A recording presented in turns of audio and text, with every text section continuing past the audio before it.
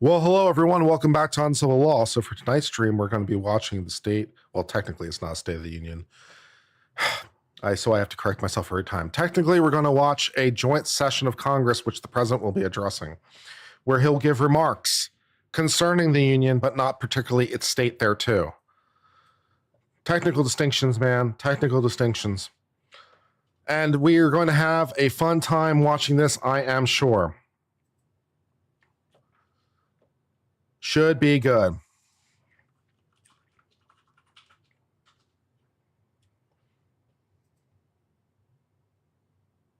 I've got the official White House channel up, and so we're just waiting for that to start, and we will see how it goes. Very fun and exciting. Is there a bingo card? There's got to be a bingo card. We should be playing bingo. Whoever wins bingo should get a prize. I'm not sure what that should be, but we should do a prize. We should play bingo.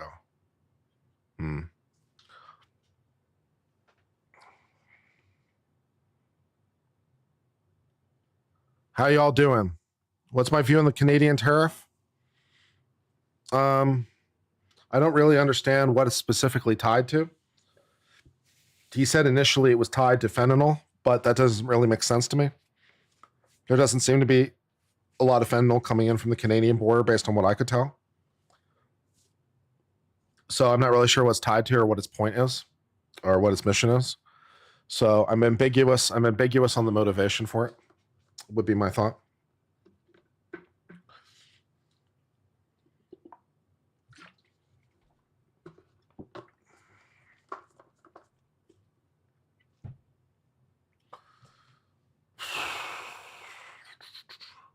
What are these headphones? These headphones are from a brand called MEE. They're very good. I recommend them. They were initially recommended by Adam, what's his name? He has that music channel. Adam. Well, anyways, it's a very popular musician's channel, and he was recommending earphones. And he said he liked the MEE Pro because they never break. And so I like them too. I originally had a pair of Shure Shure 565s, I think, and they broke. So they broke, and he, in that video, said, yeah, the Shures have a tendency of breaking, but he says the MEEs are basically travel ready. They never break. And so I bought the MEEs, and they've treated me very well. So I like them. Supreme Court justices are coming in. That's cool. Maybe I'll watch a different feed then, because we're missing on Pomp and Circumstance.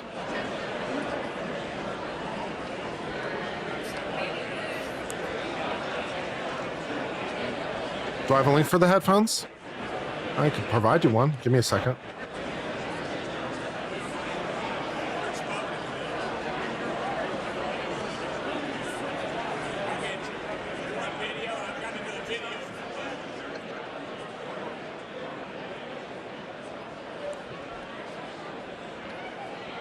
There you go. $36 to you.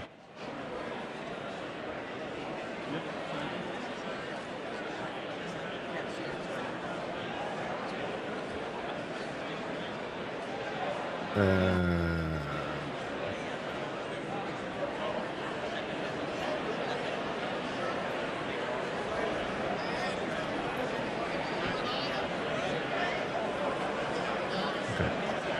Try this.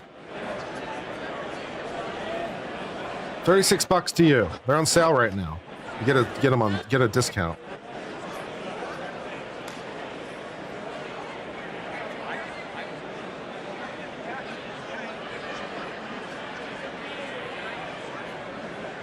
And they work great, by the way. Recommended.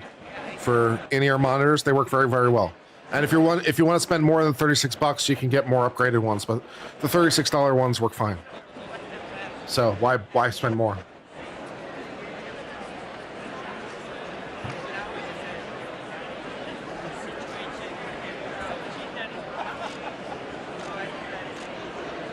Lots of pink today. Lots of pink. I see we're going with a pink thing for the ladies. Ladies want to make a point by wearing pink. Pretty in pink, say the ladies, I guess.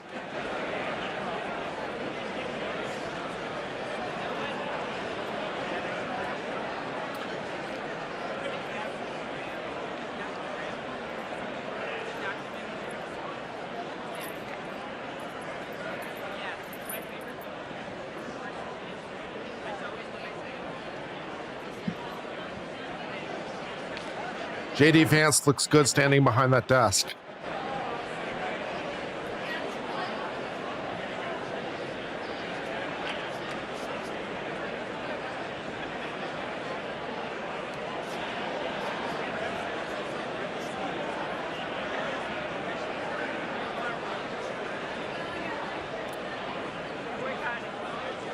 I took my car to the shop today. As some of you may know, I was recently in a very minor accident. The damage to my car was fortunately more superficial than the damage to their car. I was rear-ended as I was making a left-hand turn. The driver hit my car from behind. And fortunately, the damage was fairly superficial to my car. Just basically the driver's rear quarter panel has been popped out of place, and there's some paint marks on it. So I was telling the person at the body shop, I was like, for my money, we can keep this easy. It's like, for me, it's like all we have to do is pop the panel back into place and, repaint it, and I'm happy, right? There's no real dents in it. There's, no real thing. So it's like, we don't need to make this complicated, right? It's like, we can keep this easy. So that's what I told him. And he took some photos and he sent them to my insurance company, and we'll talk in another 2 days or something. Yeah, I'm okay. I mean, there was no serious damage. Yeah, basically it'll buff out. Basically, yeah. Yeah.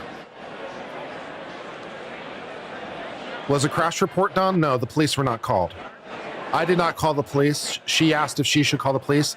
I told her she could call the police if she wanted. I said we can exchange insurance information if you want. You can call the police if you want. It's completely up to you. And apparently she didn't call the police because she left the scene before I did. So I wasn't going to stay around. So after exchanging insurance information, she left, and I guess that was the end of the discussion. So no police report.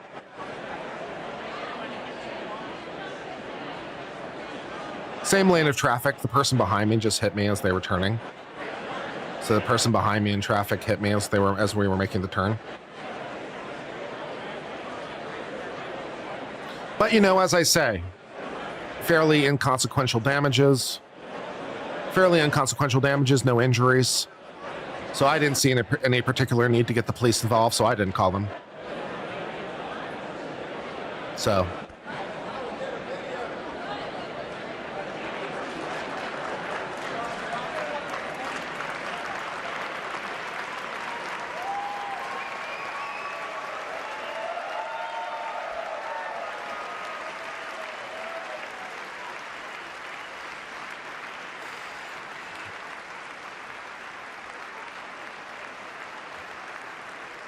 My insurance will definitely take care of it either way.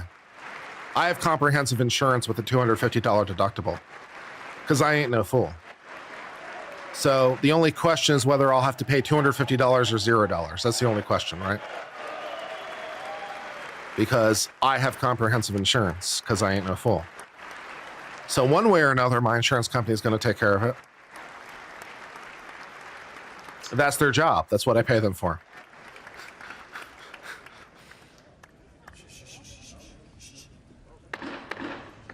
Mr. Speaker, the President's Cabinet.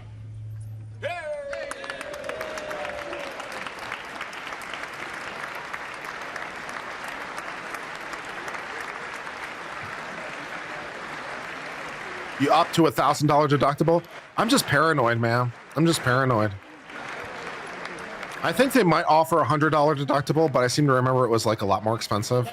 So I was like, yeah, $250 is fine.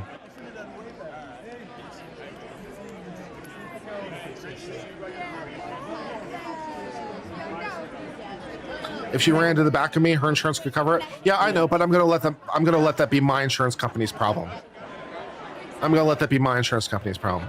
So I filed a claim with my insurance company, and they'll go after her insurance company for the $250. That's what I pay them for. I'm going to make that their problem. Paying someone else to not have a problem is worth a lot, man. Right? I pay them so I don't have a problem. It's now your problem. That's a good thing, man.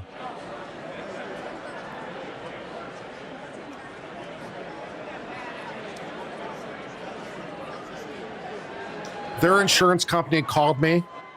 I did not answer the call, nor will I be answering any calls from their insurance company at any point in the future because I'm not legally required to talk to them, so I'm not going to. I'll talk to my insurance company. They can figure it out. That's what I pay them for.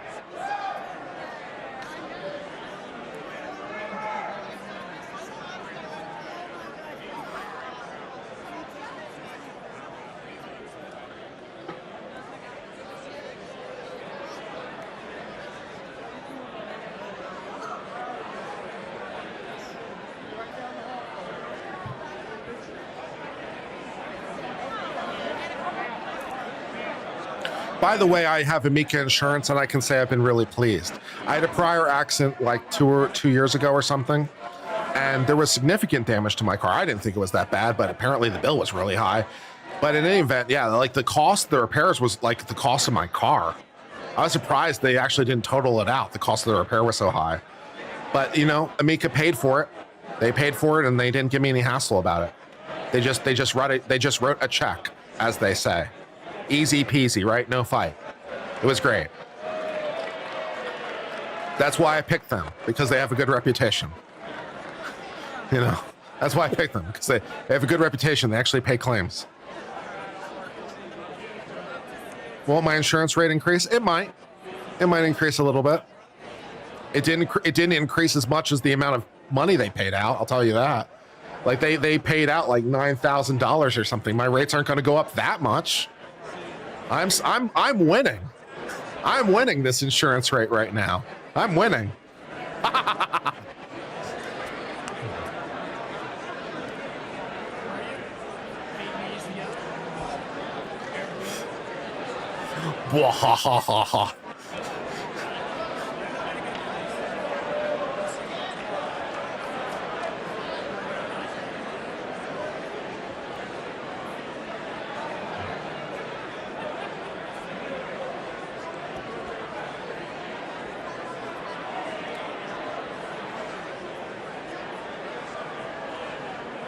But I'm insured out the ass. I have like 300 plus a $1 million umbrella because I'm fucking paranoid.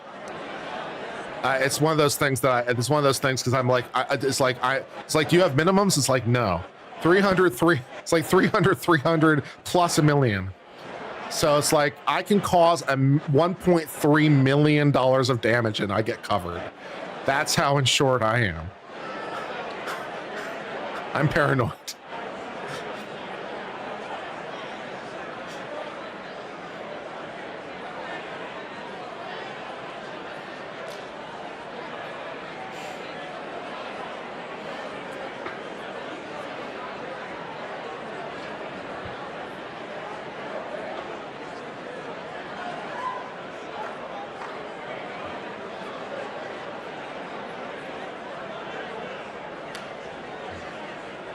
I've got like $900 of rental insurance. I didn't ask for a rental car. I don't really need one. You know, I stay at home most of the time. I get my groceries delivered. I only go out like once a week to go to improv. So I'll just Uber it and send the bills in for that, call it a day. I don't need access to a car every day. So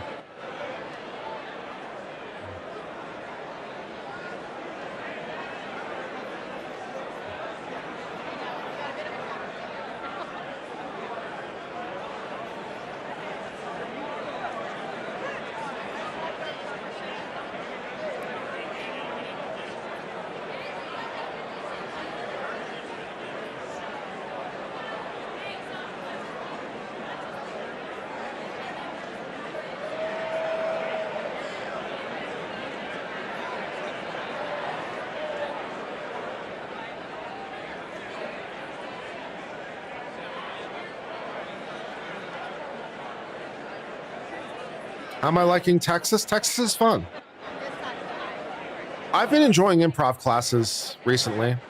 We've been learning, we learned tag outs, tag runs, split scenes, side supports in our most recent classes. And last time we started getting into the Armando long form, which was fun. I have a lot of fun with improv. It's great. Plus, I get to write it off as a business expense because it helps me with my channel. So that's nice too. Right? That's the reason I took it, at least in part, is to get better on the channel. So I get to write it off as a business expense. So nice for me.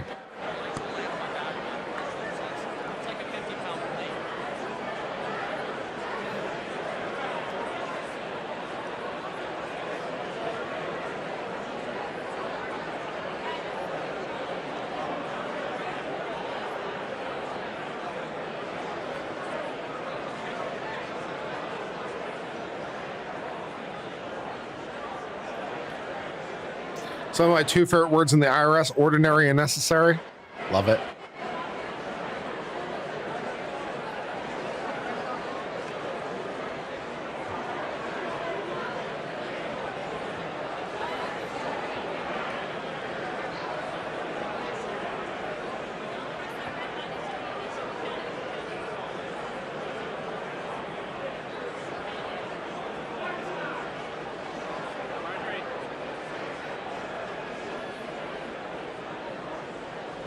So all that's good.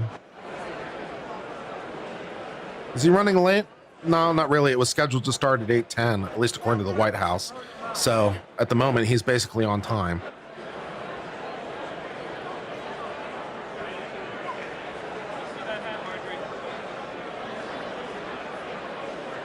Yeah, I think at the moment he's running. He doesn't look like he's late. Trump is in his own time, maybe. I thought 8. The White House had it posted for 8:10. So the White House apparently didn't expect it till 10 past. It's 9:10. Yes, 9:10 in DC. Sorry. I was talking about Central Time. Sorry. Yes, 9:10 in DC. Right.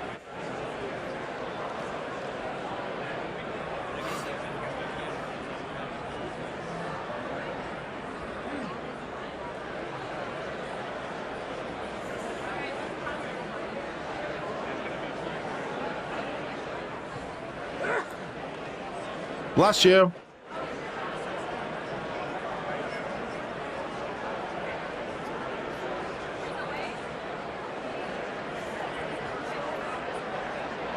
The only thing about Texas is the heat. I don't mind the heat very much. It's one of the reasons I like Texas is because I don't have cold.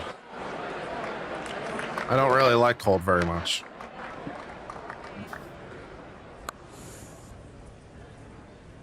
Mr. Speaker, the President of the United States. Yay!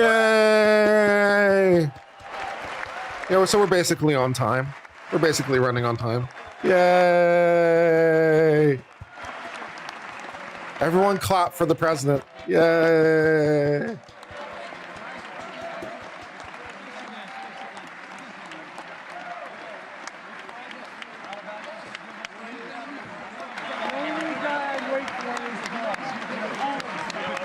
Come in like a UFC fighter. I'm surprised he doesn't have theme music as he walks in. That'd be good. Get some walk-in music with some people and some hoodies or something. That'd be good.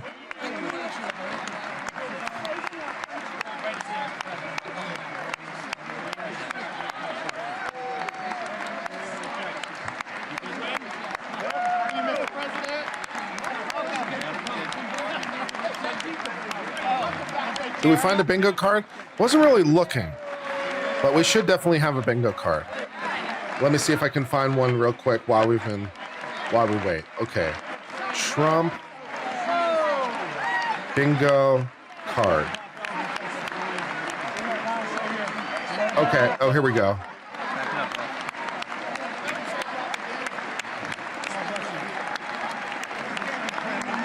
Well, we each need our own bingo card or it's no fun.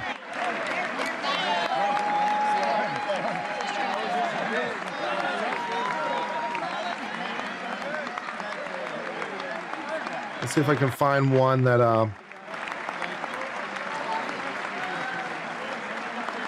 Nebraska Democrat. Okay.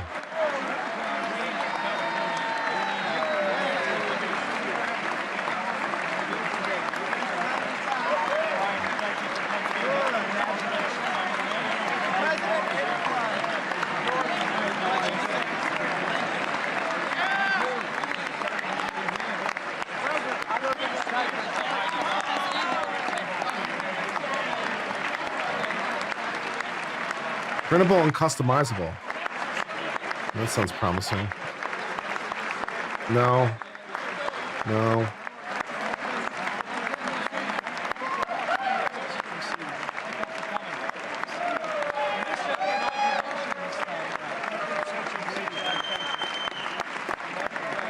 Oh, okay, we can do this. We can play.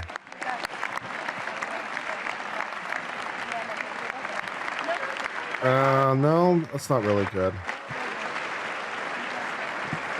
All right, we'll just play Salon. We'll all play the same one, I guess. We'll all play the same bingo card.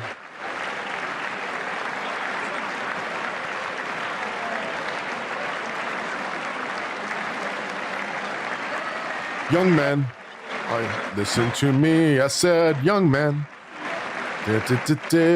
stay there. With no need to have a good time. It's fun to stay at the YMCA. Fun to stay at the YMCA. Da da da da. Ba ba ba ba.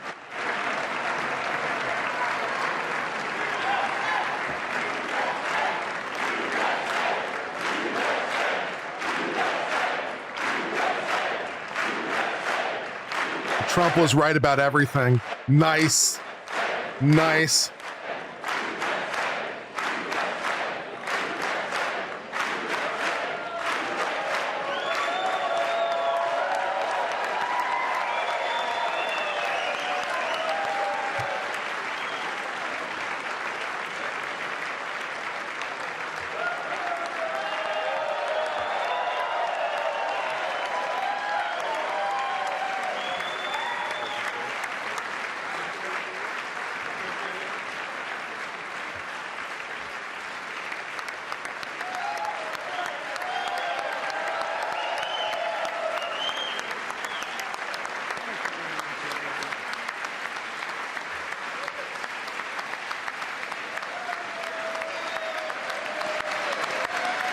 Based.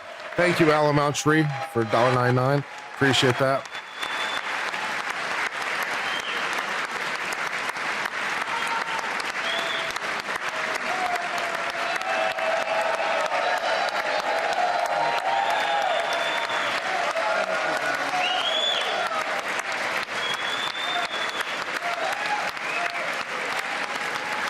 Damn, JD's tall.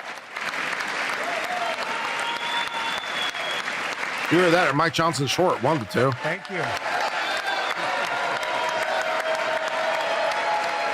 How tall is JD Vance? How tall is JD Vance? 6'2". Thank you Okay, very he's not much. that tall. Thank you very much. It's a great honor. Thank you very much. Speaker Johnson, Vice President Vance, the First Lady of the United States,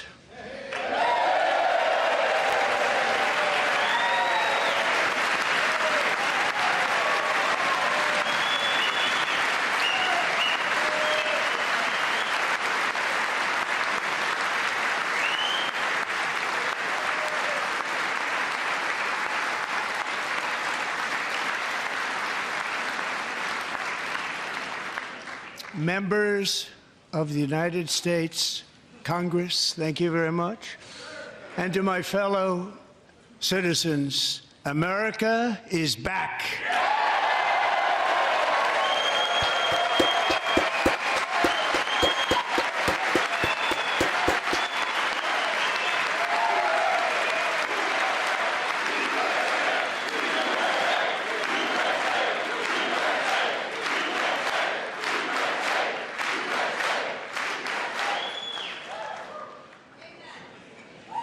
6 weeks ago, I stood beneath the dome of this Capitol and proclaimed the dawn of the golden age of America. Was it 6 weeks ago? From that moment It feels a on, lot has been longer, nothing man. It's but been a swift productive and 6 weeks. unrelenting Damn. action to usher in the greatest and most successful era in the history of our country.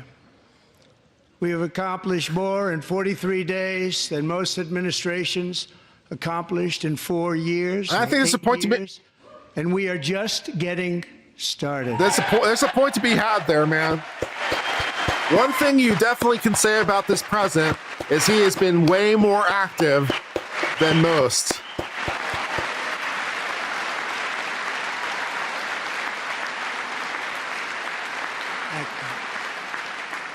I return to this chamber tonight to report that America's momentum is back, our spirit is back, our pride is back, our confidence is back, and the American dream is surging bigger and better than ever before.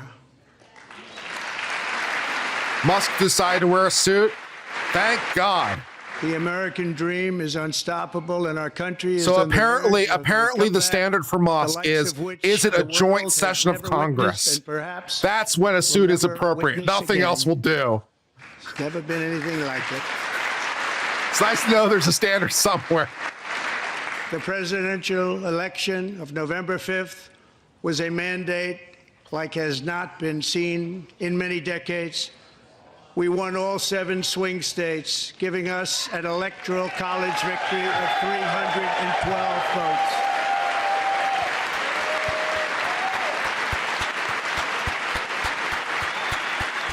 The Democrats have paddles. They have paddles they're holding. I have no idea what they say, but they have paddles. That's nice. We won the popular vote by big numbers and won counties in our country.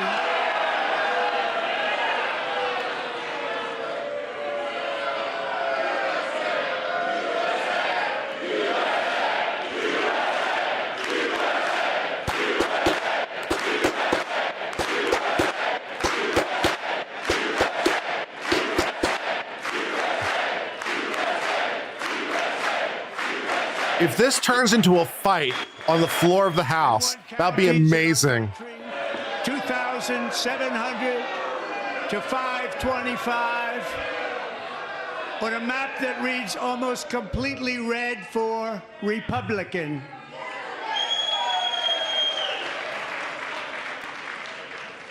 Now, for the first time in modern history, more Americans believe that our country is headed in the right direction than the wrong direction. In fact, it's an astonishing record, 27-point swing, the most ever.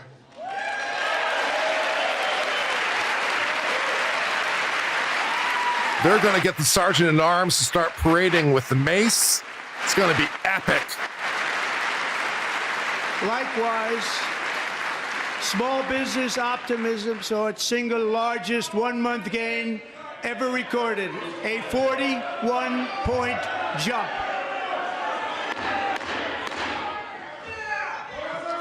Members are directed to uphold and maintain decorum in the House and to cease any further disruptions. That's your warning.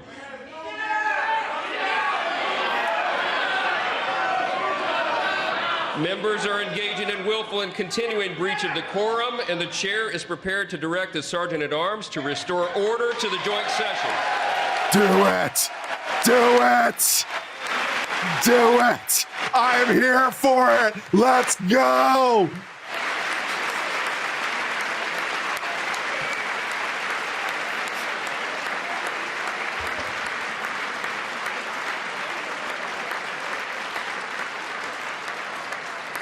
Mr. Green, take your seat. Take your seat, sir. Take your seat.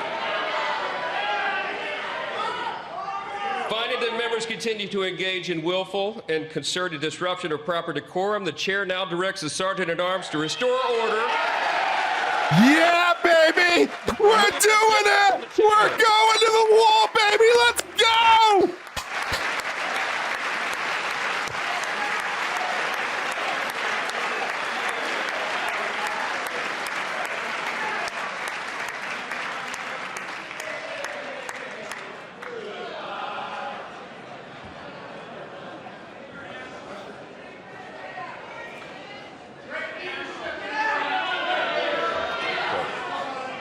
We got him expelled out of the House. Outstanding. Members are directed to uphold and maintain decorum in the House. Mr. President, you continue. Thank you. Over the past 6 weeks, I have signed nearly 100 executive orders and taken more than 400 executive actions, a record to restore common sense, safety, optimism, and wealth all across our wonderful land. The people elected me to do the job, and I'm doing it.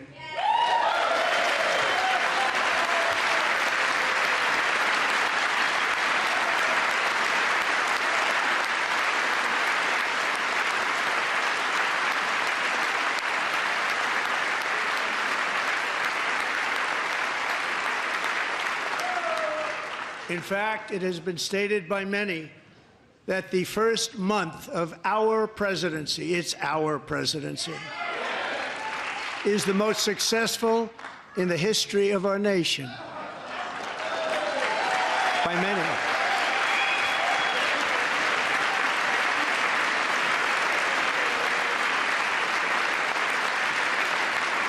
And what makes it even more impressive is that, do you know who number 2 is? George Washington. How about that? I don't know about that list, but we'll take it. Wow, that's Within awesome. hours of taking the oath of office, I declared a national emergency on our southern border, and I deployed the U.S. military and Border Patrol to repel the invasion of our country. And what a job they've done. As a result, illegal border crossings last month were by far the lowest ever recorded, ever.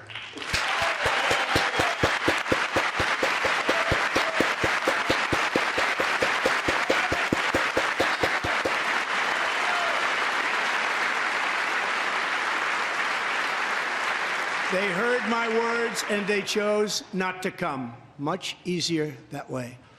In comparison, under Joe Biden, the worst president in American history, there were hundreds of thousands of illegal crossings a month, and virtually all of them, including murderers, drug dealers, gang members, and people from mental institutions and insane asylums, were released into our country. Who would want to do that? This is my 5th such speech to Congress. And once again, I look at the Democrats in front of me, and I realize there is absolutely nothing I can say to make them happy or to make them stand or smile or applaud. Nothing I can do.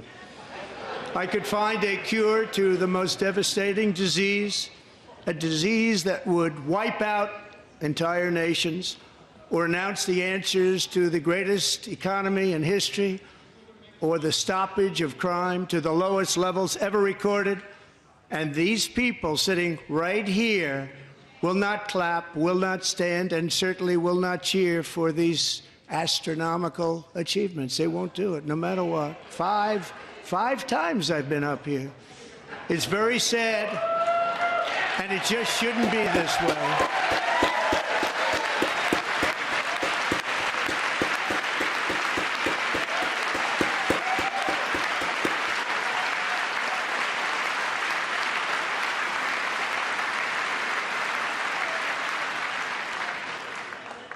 So Democrats sitting before me, for just this one night, why not join us in celebrating so many incredible wins for America?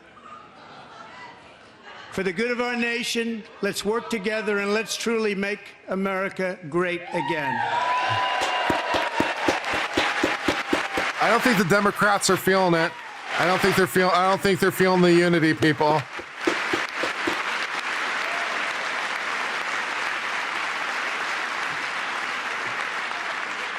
Every day, my administration is fighting to deliver the change America needs to bring a future that America deserves, and we're doing it. This is a time for big dreams and bold action. Upon taking office, I imposed an immediate freeze on all federal hiring, a freeze on all new federal regulations, and a freeze on all foreign aid.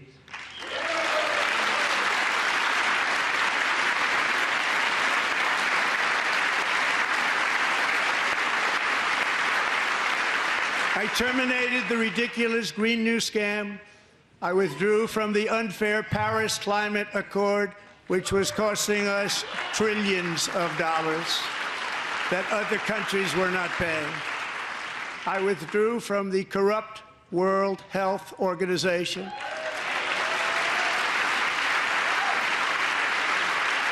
And I also withdrew from the anti-American UN Human Rights Council.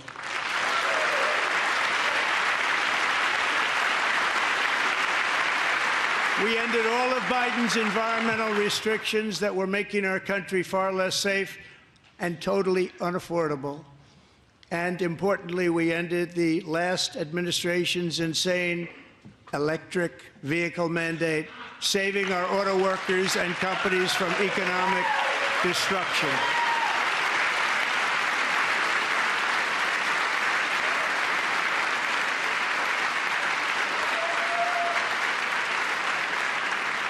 To unshackle our economy, I have directed that for every one new regulation, 10 old regulations must be eliminated, just like I did in my very successful first term.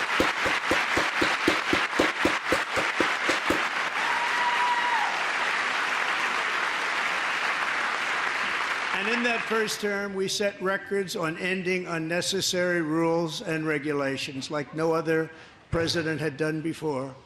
We ordered all federal workers to return to the office.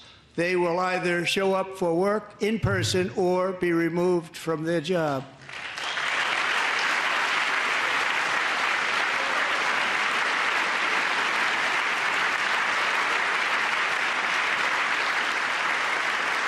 And we have ended weaponized government where, as an example, a sitting president is allowed to viciously prosecute his political opponent, like me. How did that work out? Not too good. Not too good. Thank you, Broken Scout, for the super chat. In case I forgot to acknowledge it earlier, I do really, really appreciate your false donation. Oh, they've got a false sign. How nice. They've got little signs. All government censorship and brought back free speech in America. It's back. Bring free speech back to the entire Western world, baby. Bring it back to the UK, bring it back to Germany. Let's go.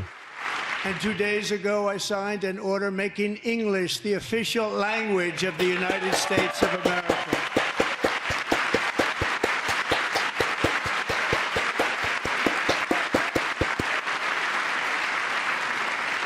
I renamed the Gulf of Mexico the Gulf of America.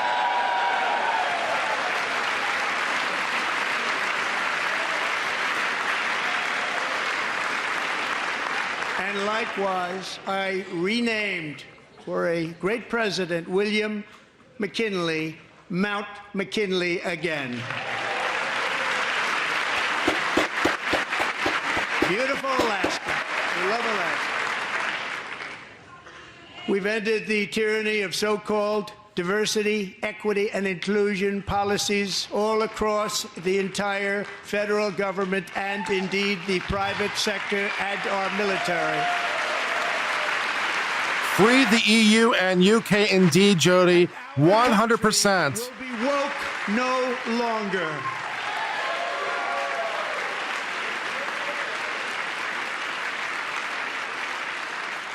We believe that whether you are a doctor, an accountant, a lawyer, or an air traffic controller, you should be hired and promoted based on skill and competence, not race or gender. Very important. Democrats support racism. The Democrats are pro-racism. Based on merit. And the Supreme Court, in a brave and very powerful decision, has allowed us to do so. Thank you. Thank you very much. Thank you. We have removed the poison of critical race theory from our public schools, and I signed an order making it the official policy of the United States government that there are only two genders, male and female. Yeah, baby! Yeah! Look at the Democrats sit! They can't acknowledge biology. Screw the Democrats. Let's go. I also signed an executive order to ban men from playing in women's sports. Restoring sanity.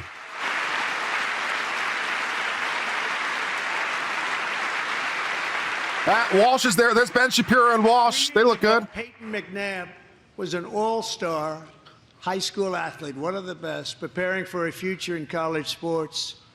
But when her girls' volleyball match was invaded by a male, he smashed the ball so hard in Peyton's face, causing traumatic brain injury, partially paralyzing her right side and ending her athletic career. It was a shot like she's never seen before. She's never seen anything like it. Peyton is here tonight in the gallery, and Peyton, from now on, schools will kick the men off the girls' team, or they will lose all federal funding. Let's do it.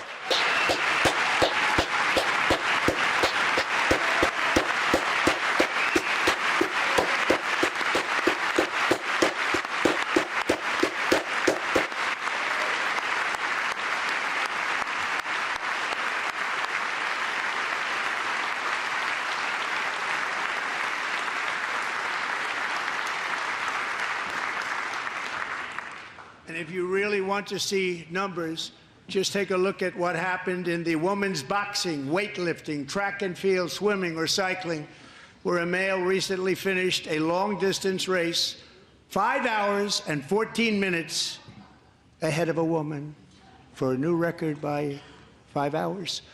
Broke the record by 5 hours. It's demeaning for women, and it's very bad for our country. We're not going to put up with it any longer.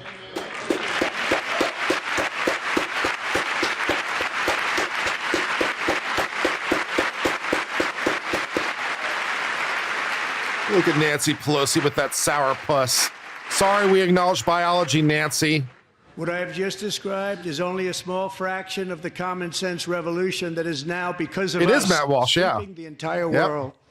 Common sense has become a common theme, and we will never go back. Never. Never going to let that happen. Thank you, Flying Mom, for that generous super chat. Very, very thoughtful. Thank you so very, very much. One of my very highest priorities is to rescue our economy and get dramatic and immediate relief to working families. As you know, we inherited from the last administration an economic catastrophe and an inflation nightmare.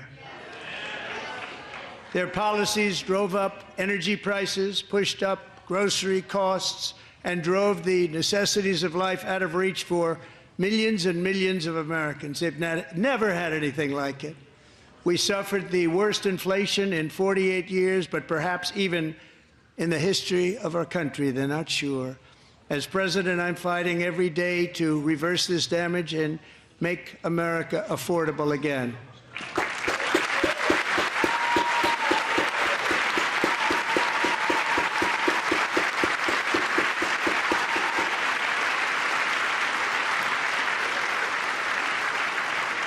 Joe Biden especially let the price of eggs get out of control.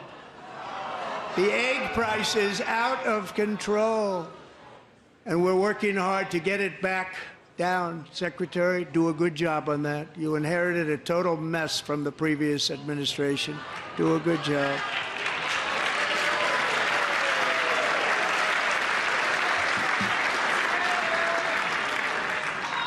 We've got some more people leaving the house, more people leaving the floor. Inflation is rapidly reducing the cost of energy. The previous administration cut the number of new oil and gas leases by 95%, slowed pipeline construction to a halt, and closed more than 100 power plants. We are opening up many of those power plants right now.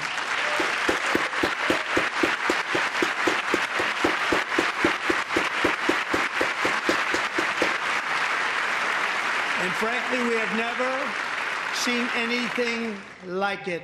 That's why on my first day in office, I declared a national energy emergency.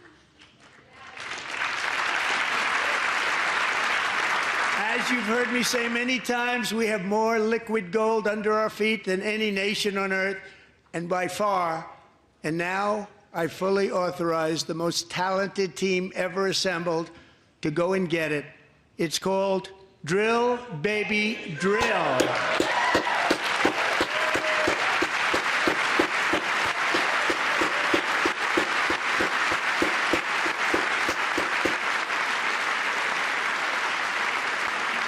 My administration is also working on a gigantic natural gas pipeline in Alaska, among the largest in the world, where Japan, South Korea, and other nations want to be our partner with investments of trillions of dollars each. There's never been anything like that one. It will be truly spectacular. It's all set to go. The permitting is gotten. And later this week, I will also take historic action to dramatically expand production of critical minerals and rare earths here in the USA.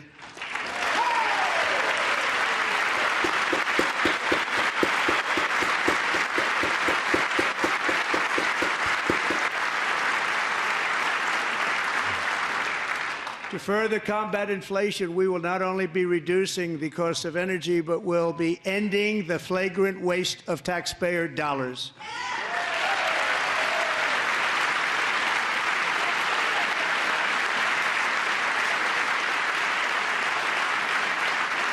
And to that end, I have created the brand new Department of Government Efficiency. GOG.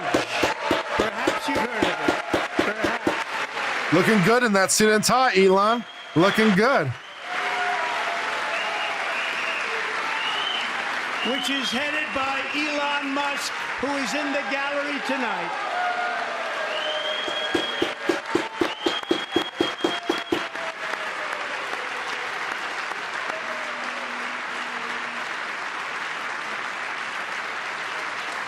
Not a big Elon Musk fan there, Senator Warner. Thank you, Elon. He's working very hard. He didn't need this. He didn't need this. Thank you very much. We appreciate it. Everybody here, even this side, appreciates it, I believe. They just don't want to admit that.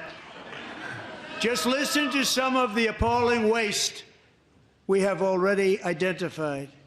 $22 billion from HHS to provide free housing and cars for illegal aliens.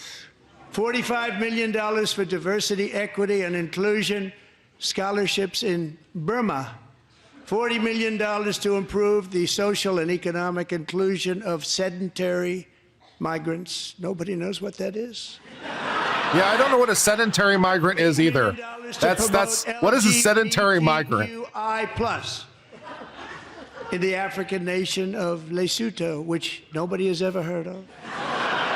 $60 million for indigenous peoples and Afro-Colombian empowerment in Central America. $60 million. $8 million for making mice transgender. This is real. $32 million for a left-wing propaganda operation in Moldova. $10 million for male circumcision in Mozambique.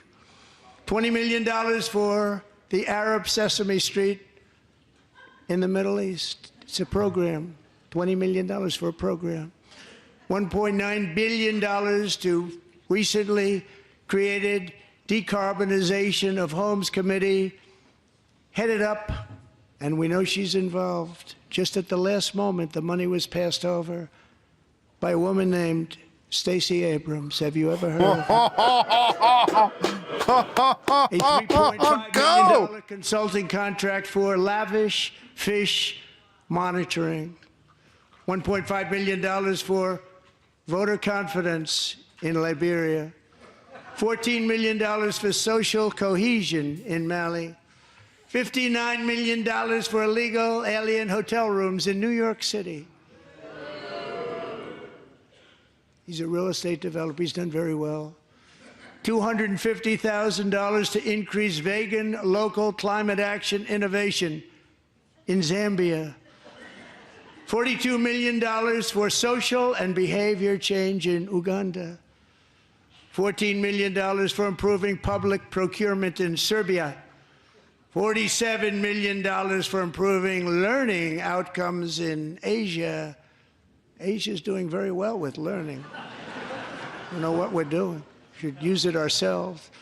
And $101 million for DEI contracts at the Department of Education, the most ever paid, nothing even like it. Under the Trump administration, all of these scams, and they're far worse, but I didn't think it was appropriate to talk about them. They're so bad. Many more have been found out and exposed and swiftly terminated by a group of very intelligent, mostly young people, headed up by Elon, and we appreciate it. We found hundreds of billions of dollars of fraud.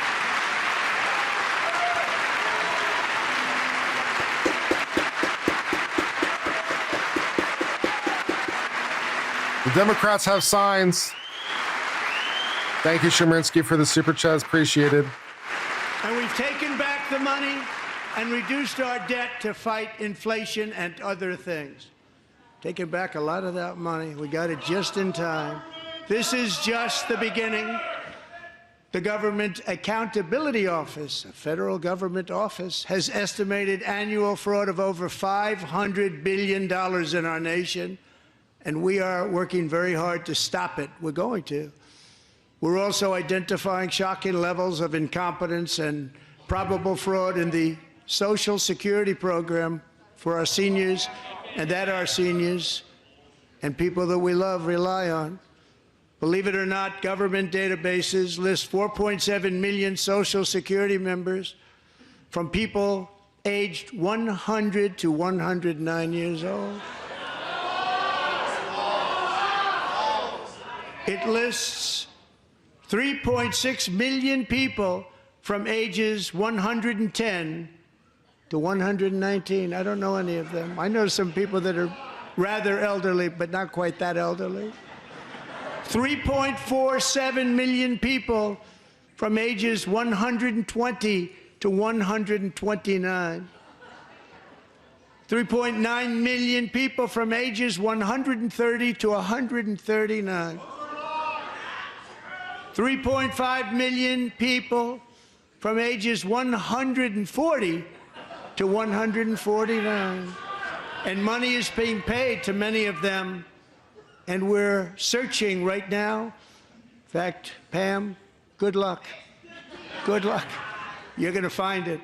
But a lot of money is paid out to people because it just keeps getting paid, and nobody does, and it really hurts Social Security and hurts our country. 1.3 million people from ages 150 to 159, and over 130,000 people, according to the Social Security databases, are age over 160 years old.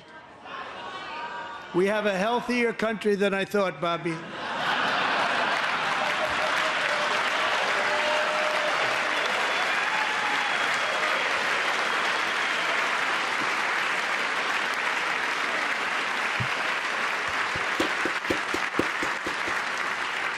Including, to finish, 1,039 people between the ages of 220 and 229, one person between the age of 240 and 249, and one person is listed at 360 years of age. More than 100 years older than our country. But we're going to find out where that money's going, and it's not going to be pretty. By slashing all of the fraud, waste, and theft we can find, we will defeat inflation, bring down mortgage rates, lower car payments and grocery prices, protect our seniors, and put more money in the pockets of American families.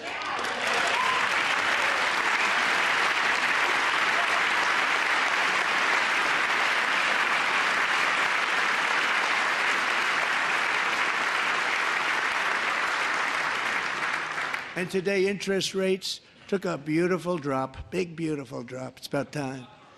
And in the near future, I want to do what has not been done in 24 years, balance the federal budget. We're going to balance it. I wish you Godspeed, sir, on that one. I really do, but woof, that's going to be a challenge.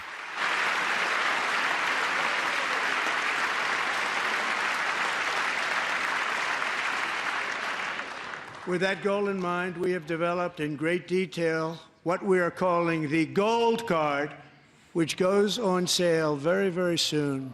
For $5 million, we will allow the most successful job-creating people from all over the world to buy a path to U.S. citizenship. It's like the green card, but better and more sophisticated.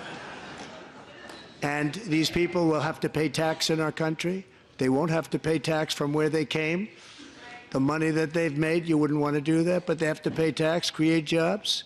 They'll also be taking people out of colleges and paying for them so that we can keep them in our country instead of having them being forced out.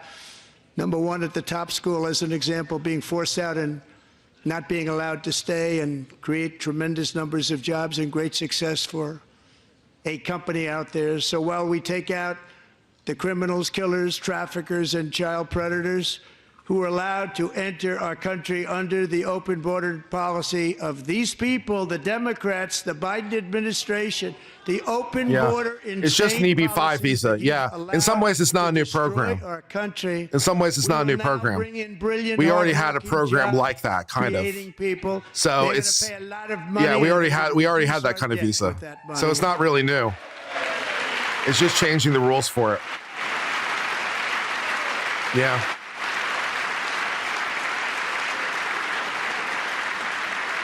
Americans have given us a mandate for bold and profound change.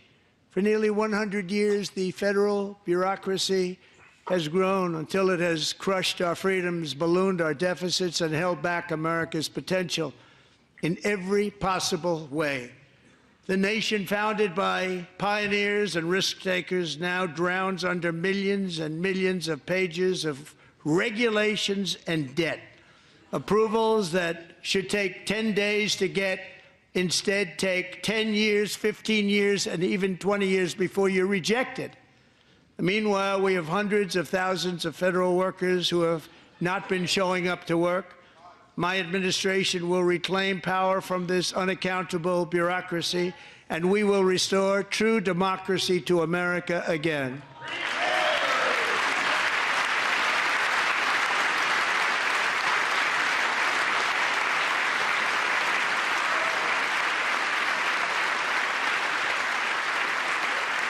And any federal bureaucrat who resists this change will be removed from office immediately. Because we are draining the swamp. It's very simple. And the days of rule by unelected bureaucrats are over.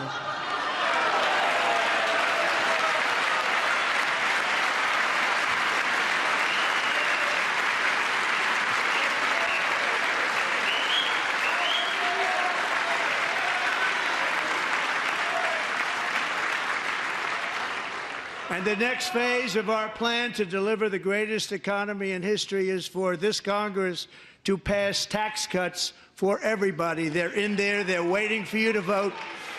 And I'm sure that the people on my right, I don't mean the Republican right, but my right here, I'm sure you're going to vote for those tax cuts, because otherwise I don't believe the people will ever vote you into office. So I'm doing you a big favor by telling you that. But I know this group is going to be voting for the tax.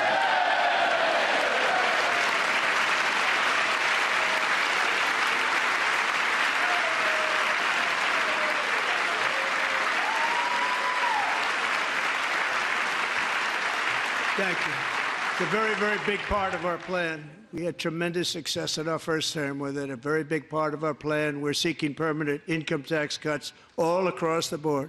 And to get urgently needed relief to Americans hit especially hard by inflation, I'm calling for no tax on tips, no tax on overtime, and no tax on Social Security benefits for our great seniors.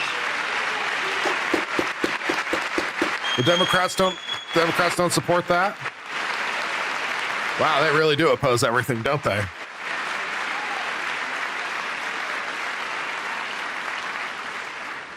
And I also want to make interest payments on car loans tax deductible, but only if the car is made in America. Good idea. Good idea. Promotes U.S. buying, provides a little additional incentive to buy American. Like it. Good idea. And by the way, we're going to have growth in the auto industry like nobody's ever seen. Plants are opening up all over the place. Deals are being made. Never seen. That's a combination of the election win and tariffs. It's a beautiful word, isn't it? That, along with our other policies, will allow our auto industry to absolutely boom. It's going to boom. Spoke to the majors today, all three, the top people, and they're so excited. In fact, already numerous car companies have announced that they will be building massive automobile plants in America, with Honda just announcing a new plant in Indiana, one of the largest anywhere in the world.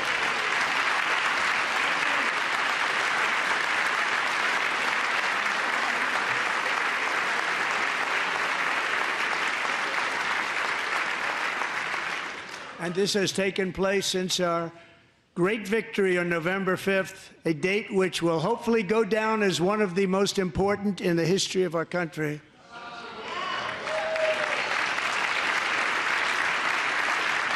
In addition, as part of our tax cuts, we want to cut taxes on domestic production and all manufacturing. And just as we did before, we will provide 100% expensing. It will be retroactive to January 20th, 2025. And it was one of the main reasons why our tax cuts were so successful in our first term, giving us the most successful economy in the history of our country. First term. We had a great first term. Right up until COVID, yeah, things were doing great. Yeah. If you don't make your product in America, however, under the Trump administration, you will pay a tariff, and in some cases, a rather large one. Other countries have used tariffs against us for decades, and now it's our turn to start using them against those other countries. On average, the European Union, China, Brazil, India, Mexico, and Canada, have you heard of them? And countless other nations charge us tremendously higher tariffs than we charge them. It's very unfair. India charges us auto tariffs higher than 100%. China's average tariff on our products is twice what we charge them. And South Korea's average tariff is 4 times higher. Think of that, 4 times higher. And we give so much help militarily and in so many other ways to South Korea, but that's what happens. This is happening by friend and foe. This system is not fair to the United States and never was, and so on April 2nd, I wanted to make it April 1st, but I didn't want to be accused of April Fool's Day. That's not, just one day cost us a lot of money.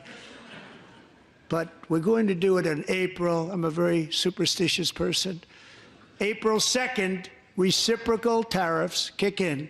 And whatever they tariff us, other countries, we will tariff them. That's reciprocal, back and forth.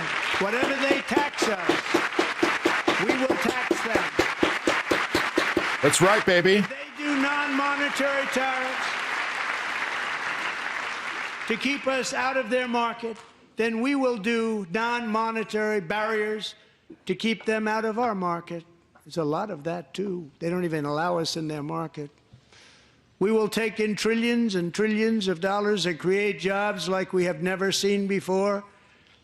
I did it with China, and I did it with others, and the Biden administration couldn't do anything about it because there was so much money they couldn't do anything about it. We have been ripped off for decades by nearly every country on earth, and we will not let that happen any longer.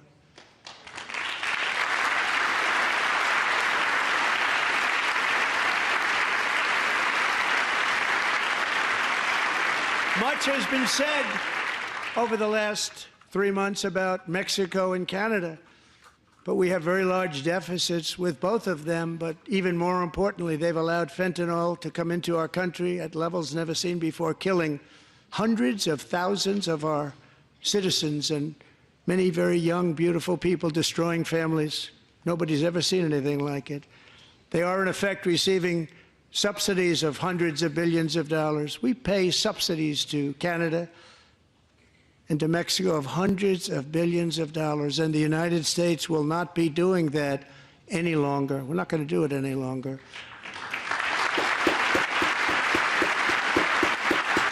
Thanks to our America First policies we're putting into place, we have had $1.7 trillion of new investment in America in just the past few weeks. The combination of the election and our economic policies that people of SoftBank, one of the most brilliant anywhere in the world, announced a $200 billion investment.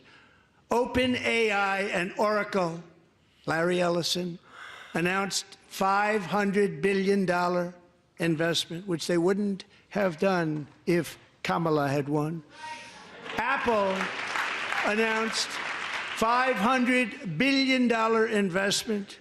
Tim Cook called me. He said, I cannot spend it fast enough. It's going to be much higher than that, I believe.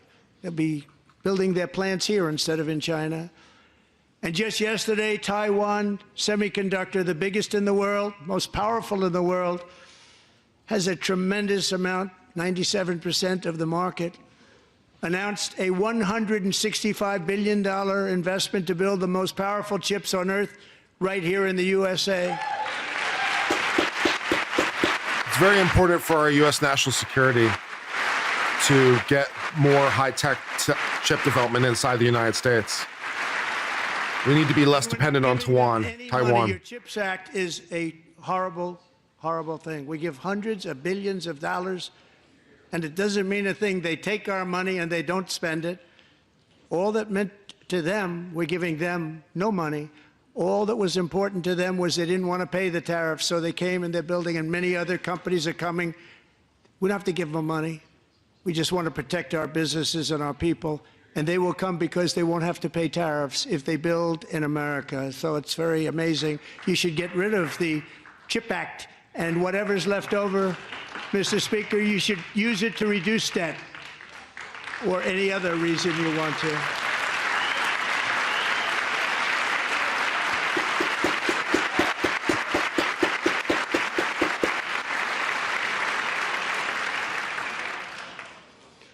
Our new trade policy will also be great for the American farmer. I love the farmer.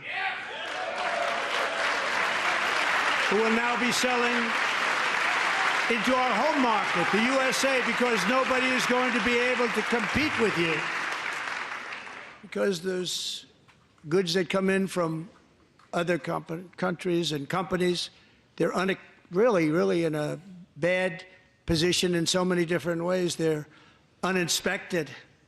They may be very dirty and disgusting, and they come in and they pour in, and they hurt our American farmers. The tariffs will go on agricultural product coming into America, and our farmers, starting on April 2nd, it may be a little bit of an adjustment period. We had that before when I made the deal with China, $50 billion of purchases, and I said, just bear with me, and they did. They did. Probably have to bear with me again, and this will be even better. That was great. The problem with it was that Biden didn't enforce it. He didn't enforce it. $50 billion of purchases, and we were doing great, but Biden did not enforce it, and it hurt our farmers. But our farmers are going to have a field day right now. So to our farmers, have a lot of fun. I love you too. I love you too. It's all going to happen.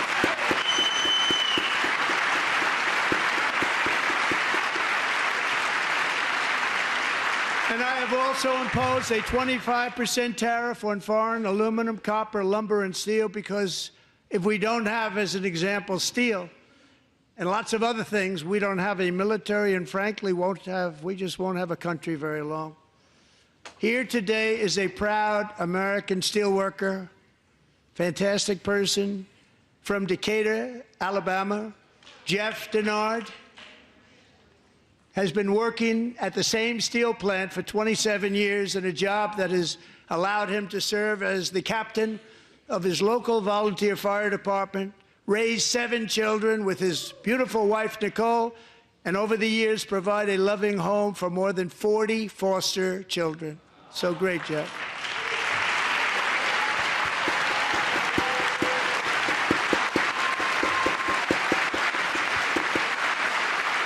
Thank you, Jeff. Thank you, Jeff. The Democrats can't even be bothered to stand up for that one, really? Stories like Jeff's remind us that tariffs are not just about protecting American jobs. They're about protecting the soul of our country.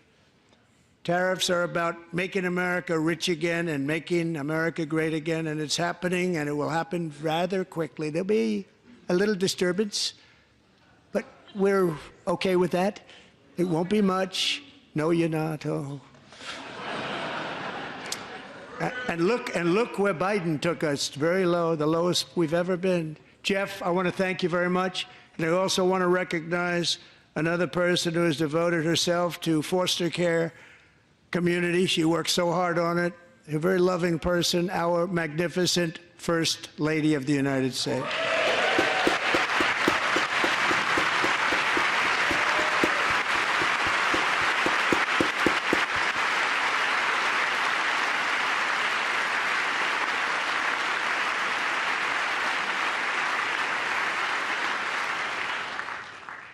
Melania's work has yielded incredible results, helping prepare our nation's future leaders as they enter the workforce. Our First Lady is joined by 2 impressive young women, very impressive. Haley Ferguson, who benefited from the First Lady's Fostering the Future initiative and is poised to complete her education and become a teacher. And Elliston Berry, who became a victim of an illicit deepfake image produced by a peer. With Elliston's help, the Senate just passed the Take It Down Act, and this is so important. Thank you very much, John. John Thune, thank you. Stand up, John. Thank you, John.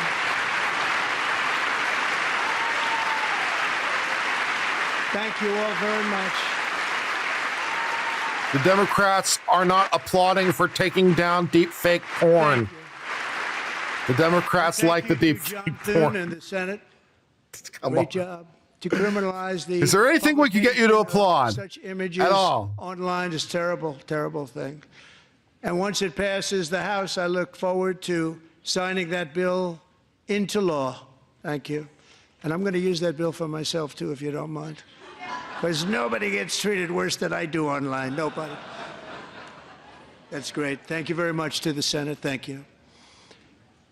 But if we truly care about protecting Americans' children, no step is more crucial than securing America's borders. Over the past 4 years, 21 million people poured into the United States. Many of them were murderers, human traffickers, gang members, and other criminals from the streets of dangerous cities all throughout the world.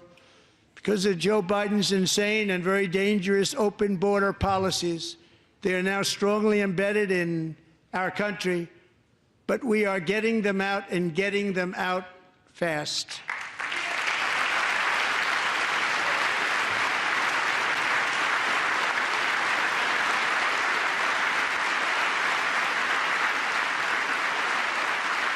And I want to thank Tom Homan and Christy. I want to thank you and Paul of Border Patrol. I want to thank you. What a job they've all done. Everybody, Border Patrol, ICE, law enforcement in general is incredible. We have to take care of our law enforcement.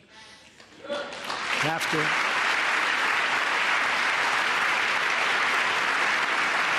Last year,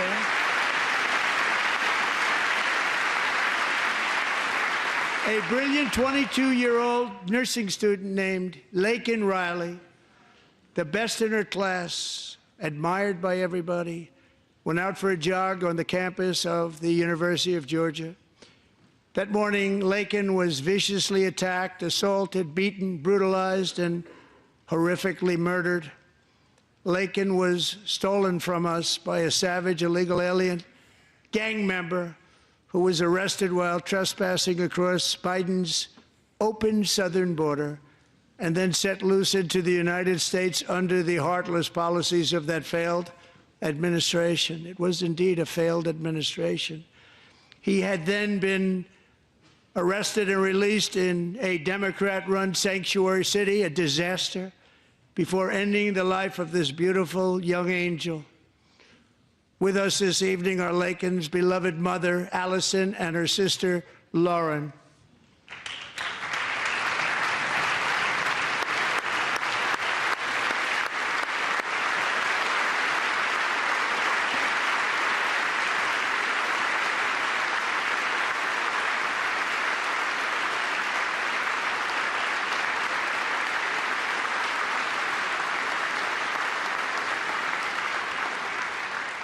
Last year, I told Lakin's grieving parents that we would ensure their daughter would not have died in vain.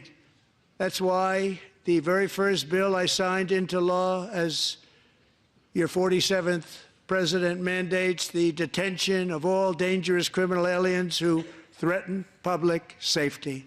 It's a very strong, powerful act.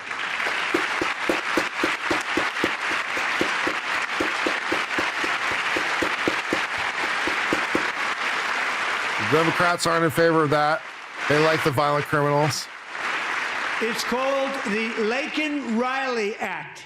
So Allison and Lauren, America will never, ever forget our beautiful Laken Hope Riley.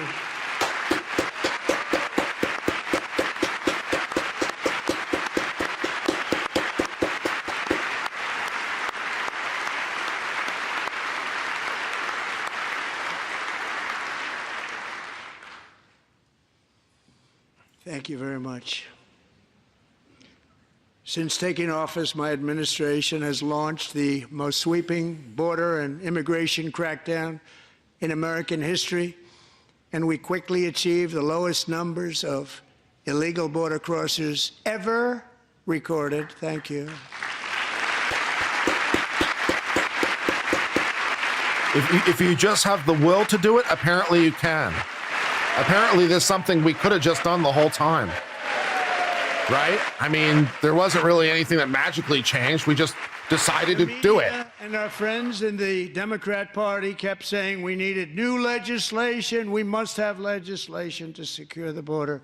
But it turned out that all we really needed was a new president. All you needed was the will, right? Nothing really fundamentally changed. He's 100% right. Nothing really fundamentally changed. All we decided was to have the will to do it. That was it. That was all that changed. And then we were able to do it. So we could have done it the whole time.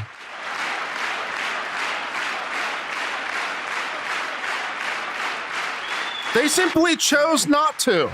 That's what it is. Biden didn't just open our borders. He flew illegal aliens over them to overwhelm our schools, hospitals, and communities throughout the country. Entire towns like Aurora, Colorado, and Springfield, Ohio, buckled under the weight of the migrant occupation and corruption like nobody's ever seen before. Beautiful towns destroyed. Now, just as I promised in my inaugural address, we are achieving the great liberation of America.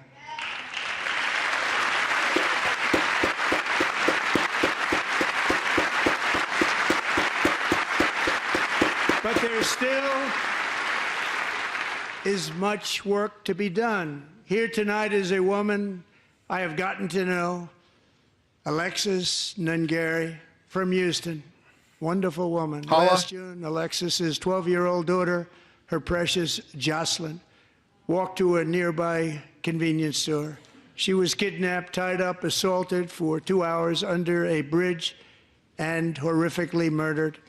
Arrested and charged with this heinous crime are 2 illegal alien monsters from Venezuela, released into America by the last administration through their ridiculous open border. The death of this beautiful 12-year-old girl and the agony of her mother and family touched our entire nation greatly. Alexis, I promised that we would always remember your daughter, your magnificent daughter, and earlier tonight, I signed an order keeping my word to you. One thing I have learned about Jocelyn is that she loved animals so much. She loved nature. Across Galveston Bay, from where Jocelyn lived in Houston, you will find a magnificent national wildlife refuge, a pristine, peaceful, 34,000-acre sanctuary for all of God's creatures on the edge of the Gulf of America. Alexis, moments ago, I formally renamed that refuge in loving memory of your beautiful daughter, Jocelyn.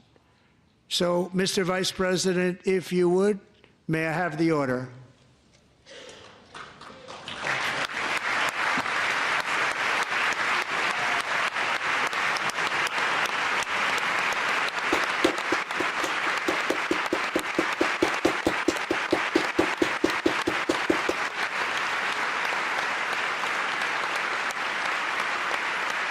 We'll do a little show and tell here. I'm here for it, baby. This is the greatest show and tell ever.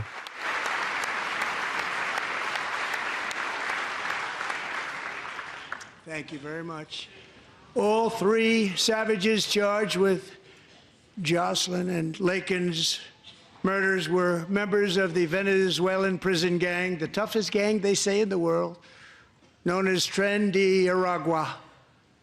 2 weeks ago, I officially designated this gang, along with MS-13 and the bloodthirsty Mexican drug cartels, as foreign terrorist organizations.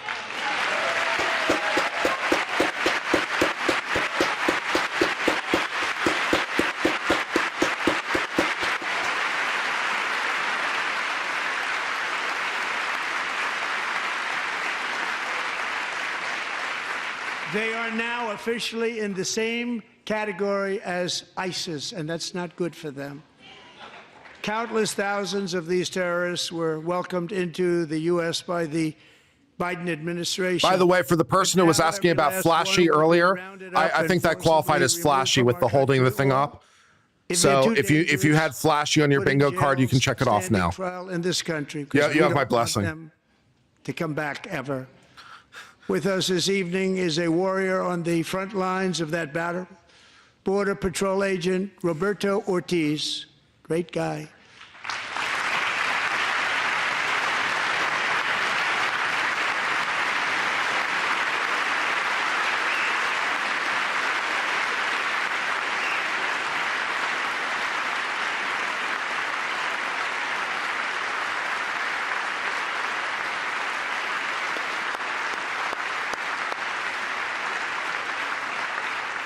In January, Roberto and another agent were patrolling by the Rio Grande near an area known as Cartel Island. Doesn't sound too nice to me. When heavily armed gunmen started shooting at them, Roberto saw that his partner was totally exposed, at great danger, and he leapt into action, returning fire and providing crucial seconds for his fellow agent to seek safety, just barely. I have some of the prints of that event, and it was not good. Agent Ortiz, we salute you for your great courage and for your line of fire that you took and for the bravery that you showed. We honor you, and we will always honor you. Thank you, Roberto, very much.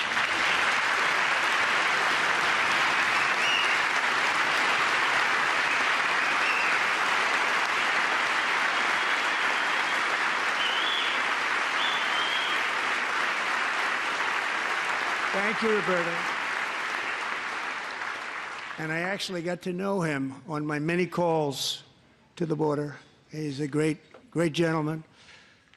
The territory to the immediate south of our border is now dominated entirely by criminal cartels that murder, rape, torture, and exercise total control. They have total control over a whole nation, posing a grave threat to our national security.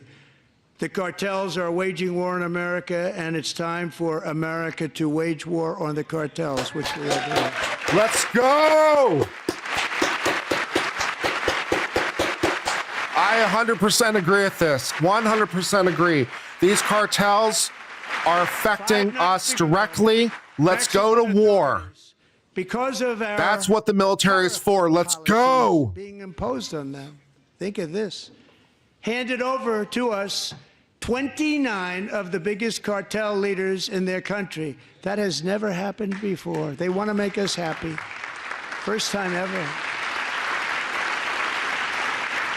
But we need Mexico and Canada to do much more than they've done, and they have to stop the fentanyl and drugs pouring into the USA. They're going to stop it. I have sent Congress a detailed funding request laying out exactly how we will eliminate these threats to protect our homeland and complete the largest deportation operation in American history, larger even than current record holder President Dwight D. Eisenhower, a moderate man, but someone who believed very strongly in borders. Americans expect Congress to send me this funding without delay so I can sign it into law. So, Mr. Speaker, John Thune, both of you, I hope you're going to be able to do that, Mr. Speaker. Thank you. Mr. Leader, thank you. Thank you very much. And let's get it to me. I'll sign it so fast, you won't even believe it.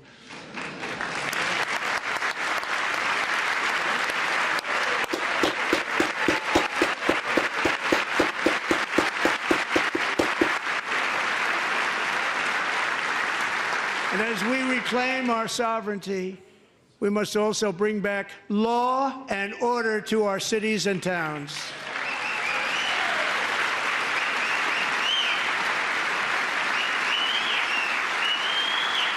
In recent years, our justice system has been turned upside down by radical left lunatics.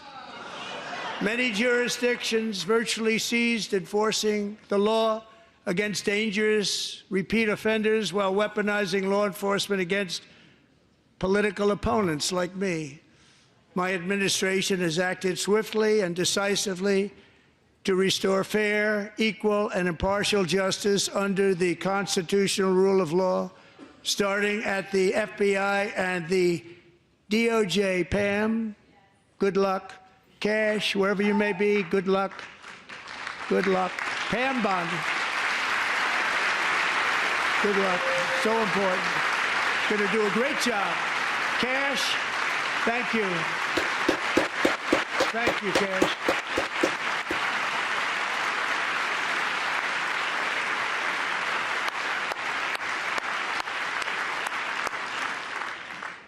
They've already started very strong. They're going to do a fantastic job. You're going to be very proud of them. We're also once again giving our police officers the support, protection, and respect they so dearly deserve. They have to get it. They have such a hard, dangerous job, but we're going to make it less dangerous. The problem is the bad guys don't respect the law, but they're starting to respect it, and they soon will respect it. This also includes our great fire departments throughout the country. Our firemen and women are unbelievable people, and we'll never forget them. And besides that, they voted for me in record numbers, so I have no choice.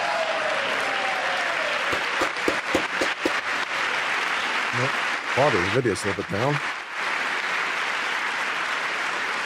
1 year ago this month, 31-year-old New York police officer Jonathan Diller, unbelievably wonderful person and a great officer, was gunned down at a traffic stop on Long Island. I went to his funeral. The vicious criminal charged with his murder had 21 prior arrests, and they were rough arrests. That's a lot of arrests. A real bad one. 21 arrests is a lot of arrests. Next to him had 14 prior arrests. That's also a lot of arrests. He went by the name of Killer. He was Killer. He killed other people, they say, a lot of them.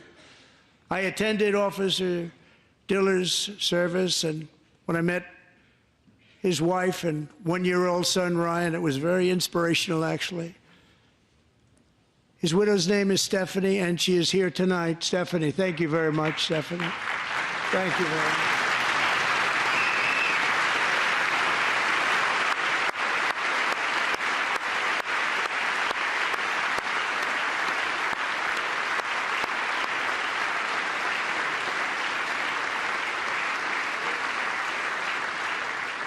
Stephanie, we're going to make sure that Ryan knows his dad was a true hero, New York's finest. and we're going to get these cold-blooded killers and repeat offenders off our streets, and we're going to do it fast. Got to stop it. They get out with 28 arrests. They push people into subway trains. They hit people over the head, back of the head with baseball bats. We got to get them out of here. I've already signed an executive order requiring a mandatory death penalty for anyone who murders a police officer. And tonight I'm asking Congress to pass that policy into permanent law.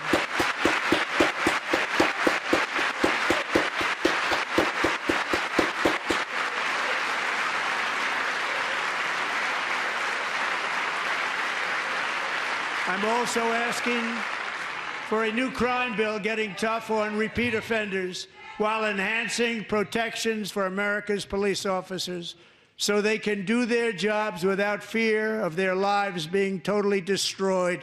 They don't want to be killed. We're not going to let them be killed. Shut up, Democrats. Shut your face.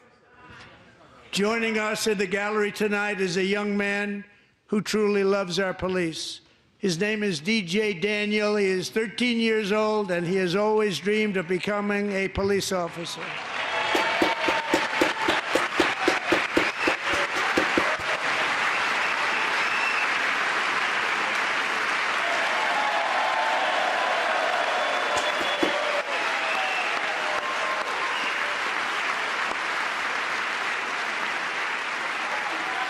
Gotta love that Texas shirt, baby.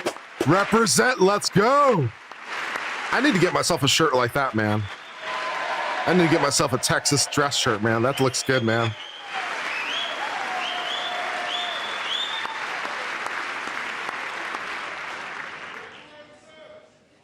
But in 2018, DJ was diagnosed with brain cancer. The doctors gave him 5 months at most to live. That was more than 6 years ago.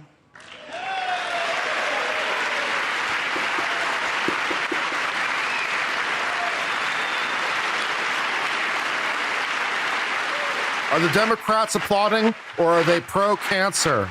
They're not standing. The Democrats are not standing. The Democrats are pro-cancer. Wow. Since that time, DJ and his dad have been on a quest to make his dream come true, and DJ has been sworn in as an honorary law enforcement officer actually a number of times. The police love him. The police departments love him. And tonight, DJ, we're going to do you the biggest honor of them all. I am asking our new Secret Service Director, Sean Curran, to officially make you an agent of the United States Secret Service. Wow, that's cool. You gotta love Trump, man. He's just a showman, man. It's great, man. We got a 13-year-old Secret Service agent. He's got credentials. They gave him credentials. Love it. I love it. Let's go. Let's go. Awesome. That also counts as flashy if you want another point. Holy shit, that counts as flashy. Wow.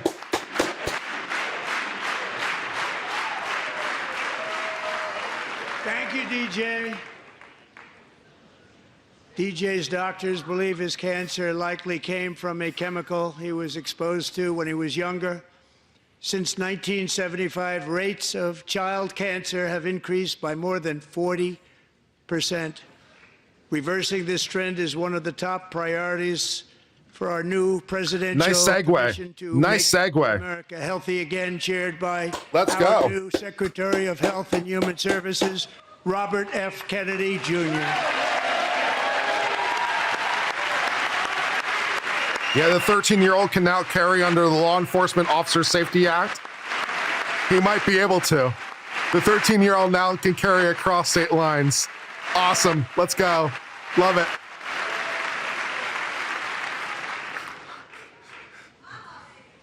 With the name Kennedy, you would have thought everybody over here would have been cheering. How quickly they forget. Our goal is to get toxins out of our environment, poisons out of our food supply, and keep our children healthy and strong. As an example, It sounds like the not long Democrats are ago, pro-poison now. You can't even believe these numbers. 1 in 10,000 children had autism, 1 in 10,000, and now it's 1 in 36. There's something wrong, 1 in 36. Think of that. So we're going to find out what it is, and there's nobody better than Bobby and all of the people that are working with you. You have the best to figure out what is going on. Okay, Bobby, good luck. It's a very important job. Thank you.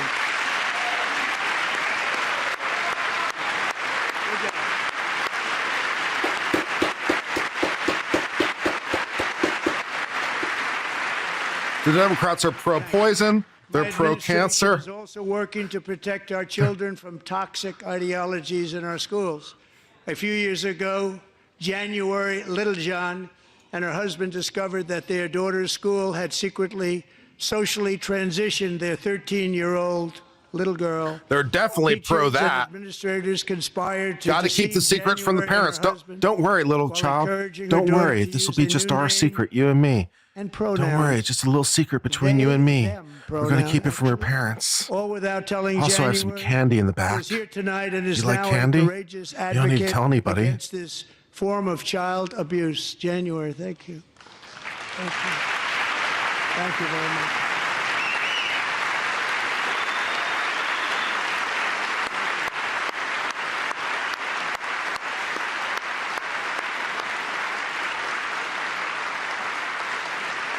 Thank you.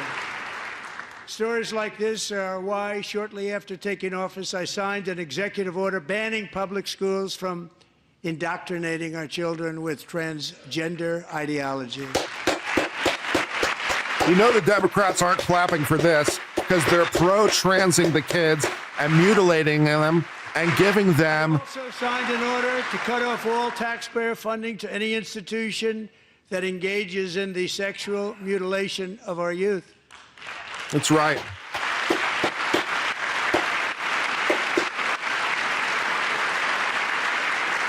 And now I want Congress to pass a bill permanently banning and criminalizing sex changes on children and forever ending the lie that any child is trapped in the wrong body.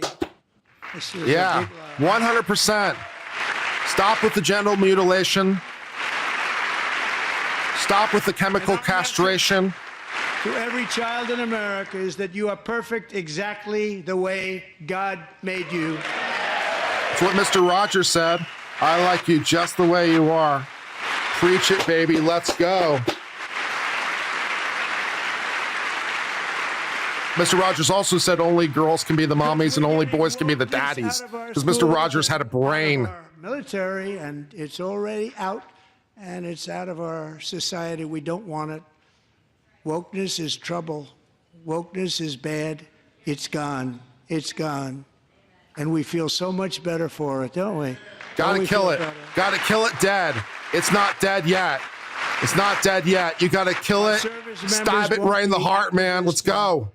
Ideologues, they will be fighters and warriors. They will fight for our country. And Pete, congratulations. Secretary of Defense, congratulations.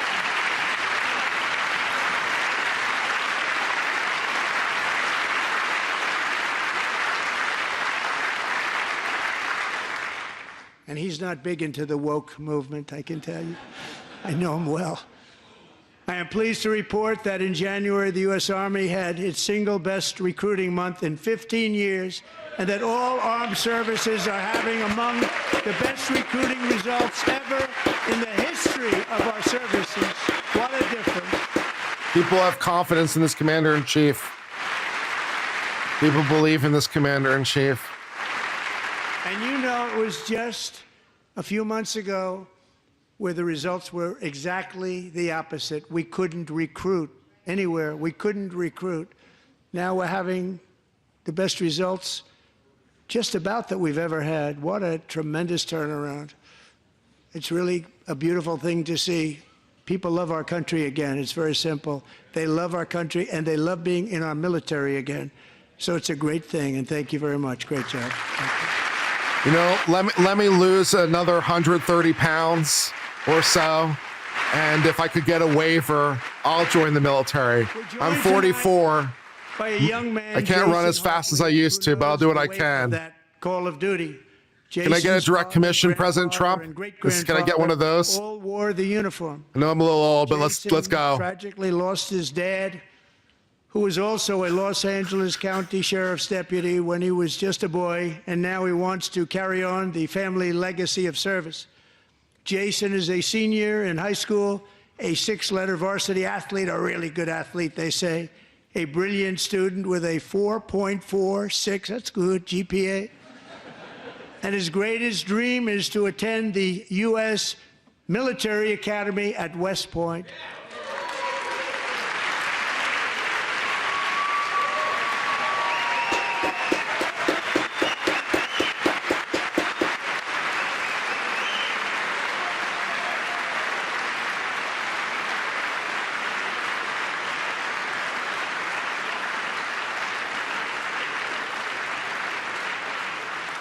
And Jason, that's a very big deal getting in. That's a hard one to get into. But I'm pleased to inform you that your application has been accepted.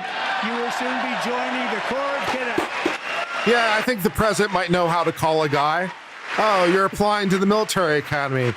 Oh, geez, let's see. I'm the commander-in-chief. I wonder if there's anything I can do about that. Lol.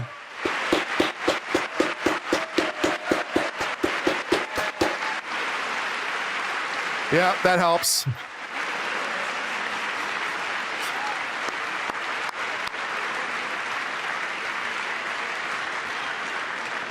Thank you. Jason, you're going to be on the long gray line, Jason. As Commander-in-Chief, my focus is on building the most powerful military of the future. As a first step, I'm asking Congress to fund a state-of-the-art Golden Dome missile defense shield to protect our homeland, all made in the USA.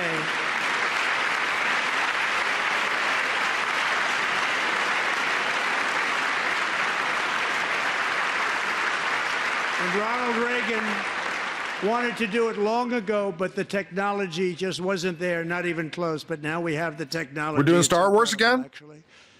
And other I'm in for places, that. They have it. Israel has it. Other places have it. And the United States should have it too, right, Tim, right?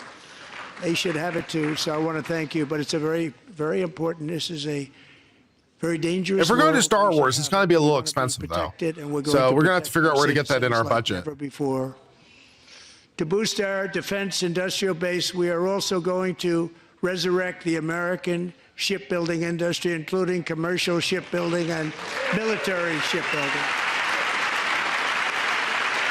It's probably technically possible, but And for that purpose, I am announcing tonight that we will create a new Office of Shipbuilding in the White House and offer special tax incentives to bring this industry home to America where it belongs. We used to make so many ships. We don't make them anymore very much, but we're going to make them very fast, very soon. It will have a huge impact. To further enhance our national security, my administration will be reclaiming the Panama Canal, and we've already started doing it. call it the America Canal. Gulf of America Canal. Just today, a large American company announced they are buying both ports around the Panama Canal and lots of other things having to do with the Panama Canal and a couple of other canals. The Panama Canal was built by Americans for Americans, not for others, but others could use it.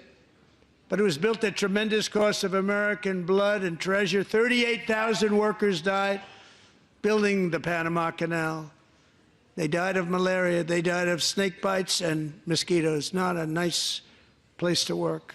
They paid them very highly to go there, knowing there was a 25% chance that they would die. The most expensive project also that was ever built in our country's history, if you bring it up to modern day costs. It was given away by the Carter administration for $1, but that agreement has been violated very severely. We didn't give it to China.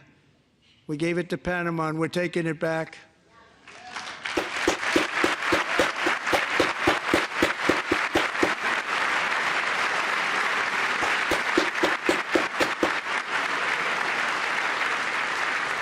And we have Marco Rubio in charge. Good luck, Marco. Now, we know who to blame if anything goes wrong. Marco's been amazing, and he's going to do a great job. Think of it. He got 100 votes. You know, he was approved with actually 99, but the 100th was this gentleman, and I feel very certain. So let's assume he got 100 votes. And I'm either very, very happy about that or I'm very concerned about it. But he's already proven. I mean, he's a great gentleman. He's respected by everybody, and we appreciate you voting for Marco. He's going to do a fantastic job. Thank you. Thank you. He's doing a great job. Great job. And I also have a message tonight for the incredible people of Greenland. We strongly support your right to determine your own future. And if you choose, we welcome you into the United States of America. We need Greenland for national security and even international security, and we're working with everybody involved to try and get it. But we need it really for international world security, and I think we're going to get it. One way or the other, we're going to get it. If you choose, or option B. I like it. We will make you rich, and together we will take Greenland to heights like you have never thought possible before. It's a very small population, but very, very large piece of land and very, very important for military security. America is once again standing strong against the forces of radical Islamic terrorism. 3.5 years ago, ISIS terrorists killed 13 American service members and countless others in the Abbey Gate bombing during the disastrous and incompetent. Can we also get Iceland while we're at it? Is that on the table? Not that they were withdrawing. It was the way. Because that sounds like something I'd like to be inside the United States. Can we add Iceland to the deal? Tonight, I am pleased Asking to for a announce friend. that we have just apprehended the top terrorist responsible for that atrocity, and he is right now on his way here to face the swift sword of American justice.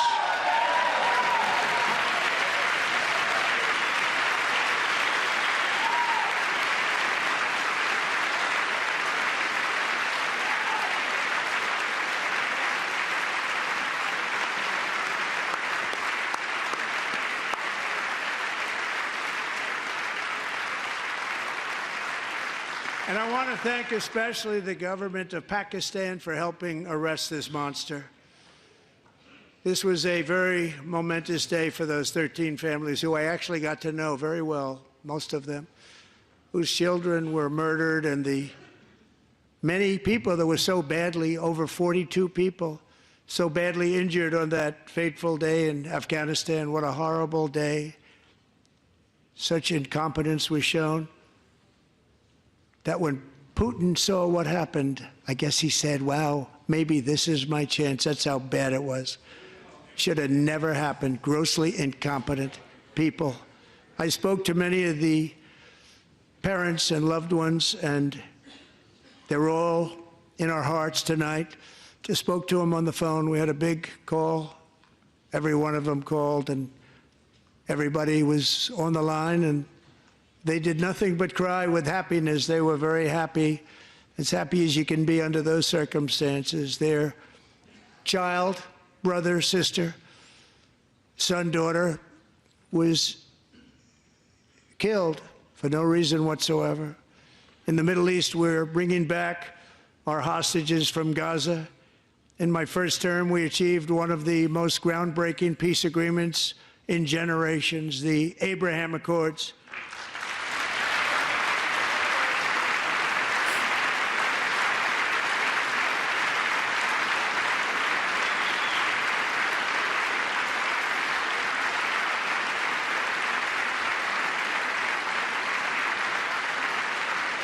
And now we're going to build on that foundation to create a more peaceful and prosperous future for the entire region. A lot of things are happening in the Middle East. People have been talking about that so much lately with everything going on with Ukraine and Russia.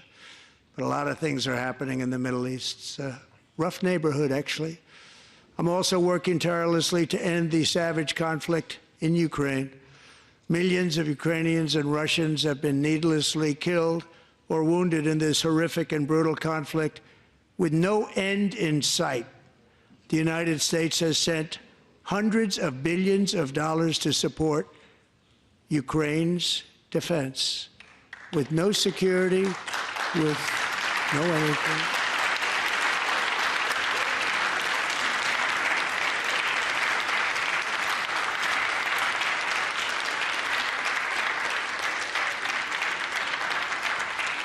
Do you want to keep it going for another 5 years? Yeah, you would say Pocahontas says yes. Yeah! Yeah!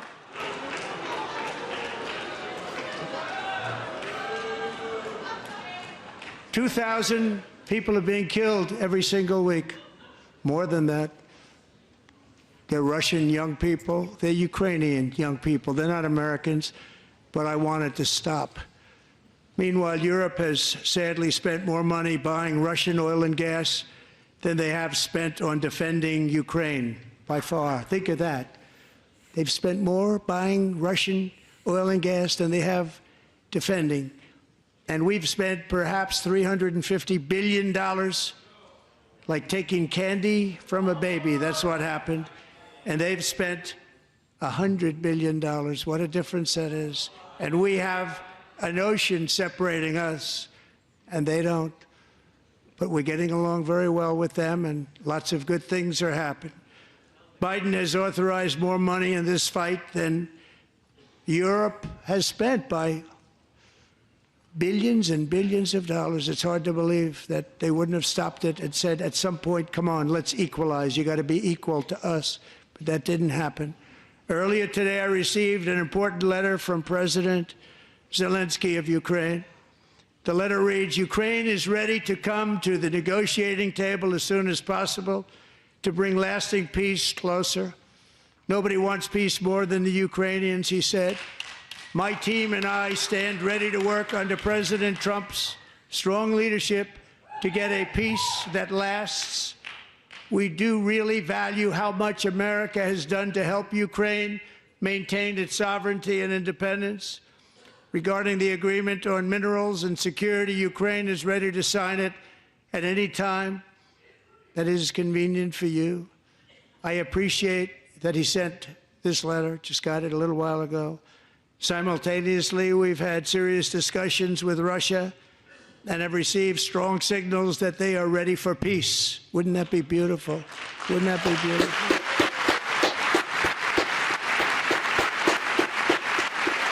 There is a path to peace, I think. There is a path. Wouldn't that be beautiful? If we get lucky, maybe we can get there. It's time to stop this madness. It's time to halt the killing. It's time to end this senseless war. If you want to end wars, you have to talk to both sides. Nearly 4 years ago, amid rising tensions, a history teacher named Mark Fogel was detained in Russia and sentenced to 14 years in a penal colony. Rough stuff. The previous administration barely lifted a finger to help him. They knew he was innocent, but they had no idea where to begin.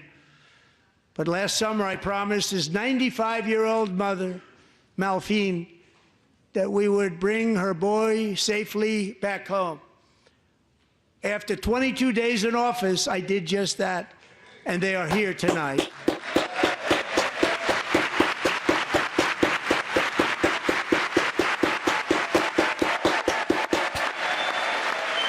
You know, if Trump actually gets this peace done, he should win the Nobel Prize, and there's no way they're going to give it to him.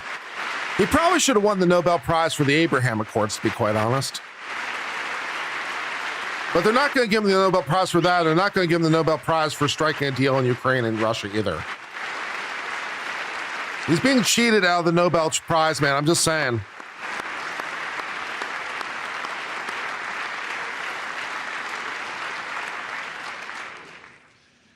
To Mark and his great mom, we are delighted to have you safe and sound and with us. As fate would have it, Mark Fogel was born in a small rural town in Butler, Pennsylvania. Have you heard of it? Where his mother has lived for the past 78 years. I just happened to go there last July 13th for a rally. That was not pleasant. And that is where I met his beautiful mom right before I walked onto that stage. And I told her I would not forget what she said about her son. And I never did I? Never forgot. Less than 10 minutes later, at that same rally, gunfire rang out, and a sick and deranged assassin unloaded 8 bullets from his sniper's perch into a crowd of many thousands of people. My life was saved by a fraction of an inch, but some were not so lucky. Corey Comparator was a firefighter, a veteran, a Christian, a husband, a devoted father, and above all, a protector. When the sound of gunshots pierced the air, it was a horrible sound. Corey knew instantly what it was and what to do. He threw himself on top of his wife and daughters and shielded them from the bullets with his own body. Corey was hit really hard. You know the story from there. He sacrificed his life to save theirs. 2 others, very fine people, were also seriously hit. But thankfully, with the help of 2 great country doctors, we thought they were gone and they were saved. So those doctors had great talent. We're joined by Corey's wife, Helen, who was his high school sweetheart, and their 2 beloved daughters, Allison and Kaylee. Thank you.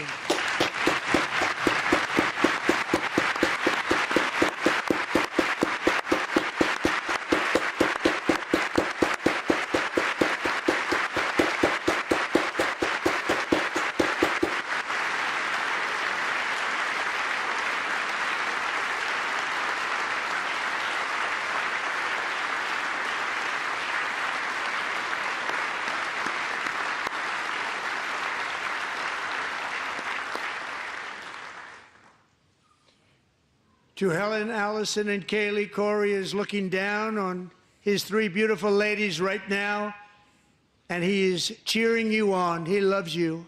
He is cheering you on. Corey was taken from us much too soon, but his destiny was to leave us all with a shining example of the selfless devotion of a true American patriot. It was love like Corey's that built our country, and it's love like Corey's that is going to make our country more majestic than ever before.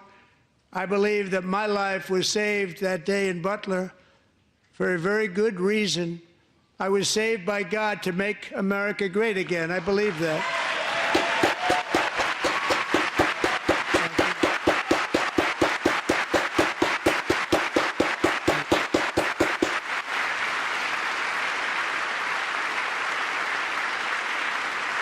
Yeah.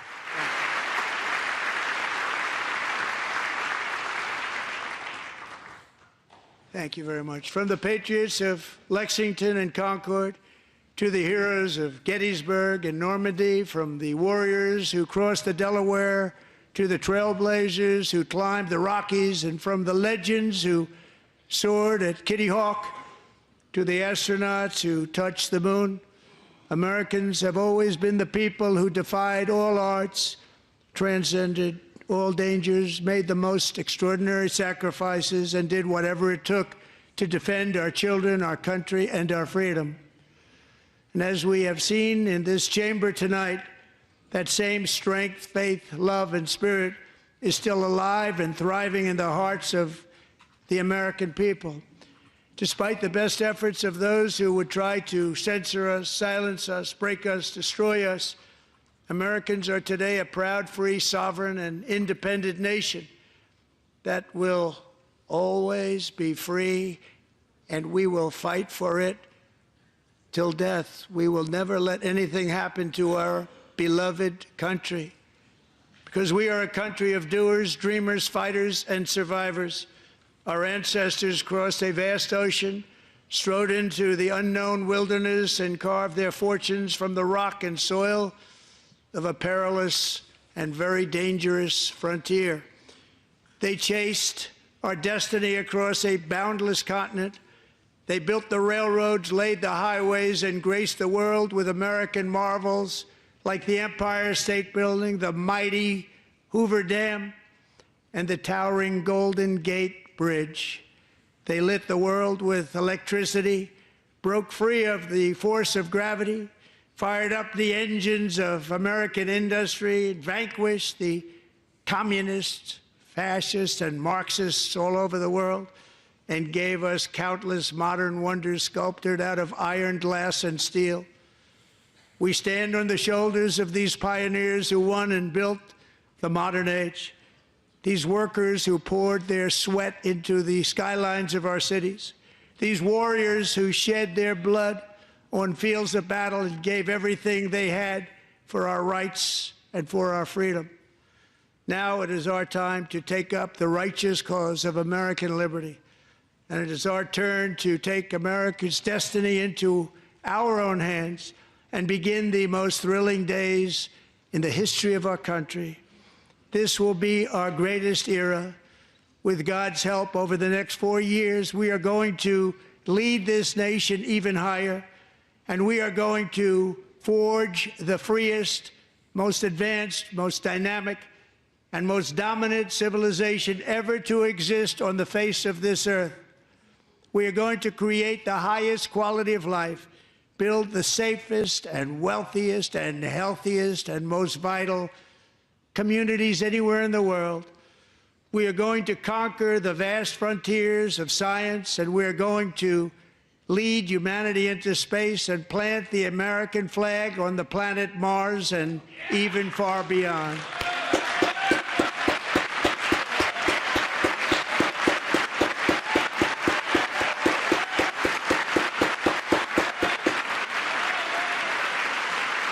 Gotta go to Mars, baby. Let's go. And through it all, we are going to rediscover the unstoppable power of the American spirit. And we are going to renew unlimited promise of the American dream. Every single day, we will stand up and we will fight, fight, fight for the country our citizens believe in and for the country our people deserve.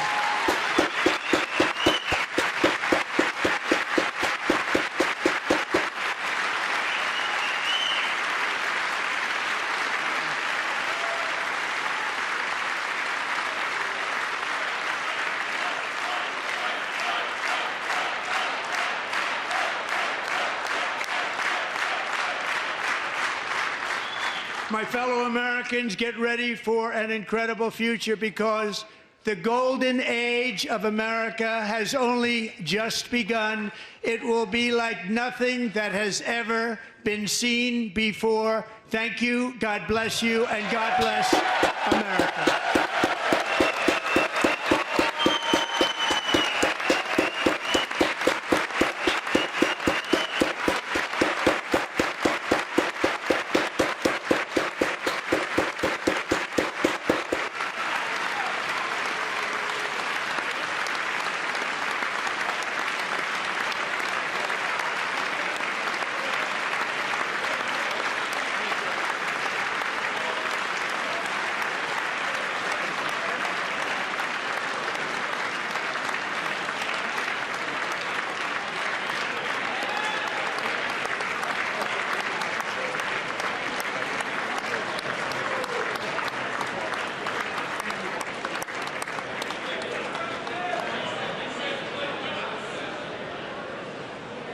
Should we watch like MSNBC or something like that, CNN?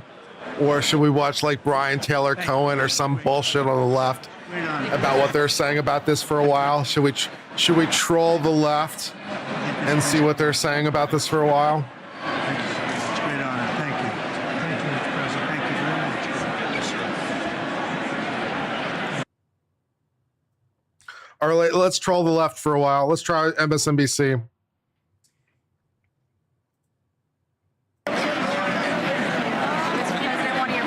Thanks again, Mr. President.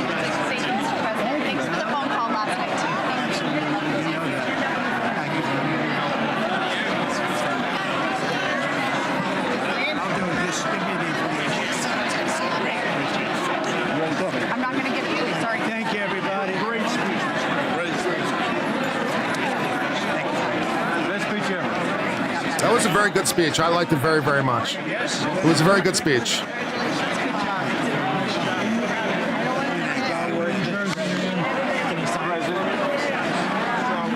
I felt inspired. I was like, I want to go. I want to go work at the White House now. I want a job at the White House. I know you better than you do, Raj. Do they need an associate White House counselor or something? I could help. I don't know, man. Speech was unhinged. The speech was awesome. They stood for you all. Speech was great. For another country, not our country. That was phenomenal. It's hard to believe, isn't it?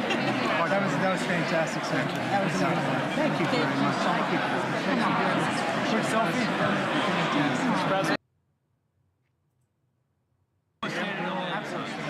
No remarks from CNN yet?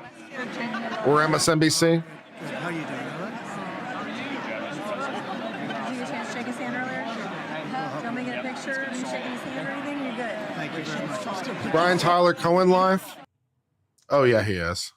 When Donald Trump imposes tariffs on foreign countries, it is not the foreign countries who pay, it is the company of the importing country. That is American companies. And they're not just going to eat those costs, they're going to pass those costs on to the consumers. The consumers are us. We have been saying this for months and months and months, and still he has not relented on this idea of tariffs to the point where today and yesterday combined, the Dow lost 1,300 points in the market. That is the direct response to these tariffs. Uh-huh. Thank you, Josh 8, for the $5. I appreciate it. Another point that's worth bringing up is that Trump actually went so far as to blame Joe Biden for the cost of eggs. Again, Trump took office in January. Joe Biden hasn't been president since then, since January 19th. And yet, right now, we're seeing that Donald Trump, far from being able to take accountability for his own actions. That's a really dumb argument. His own decisions, Oh my, he's been president for 6 weeks now. Joe Biden has nothing to do with anything. For his own actions. Oh, it must be, yeah, that's a dumb argument. Okay, so we do have a guest right here. Hi, Brian. Let's go. Can't spend too much time. Okay. Who is that? Is that Schumer? All right, we now have. Drew, can you move the camera this way, please? No, this is live. Other way? Live or? We're live right now. Great. We've got about 40,000 people watching on YouTube. Come a little bit closer to me.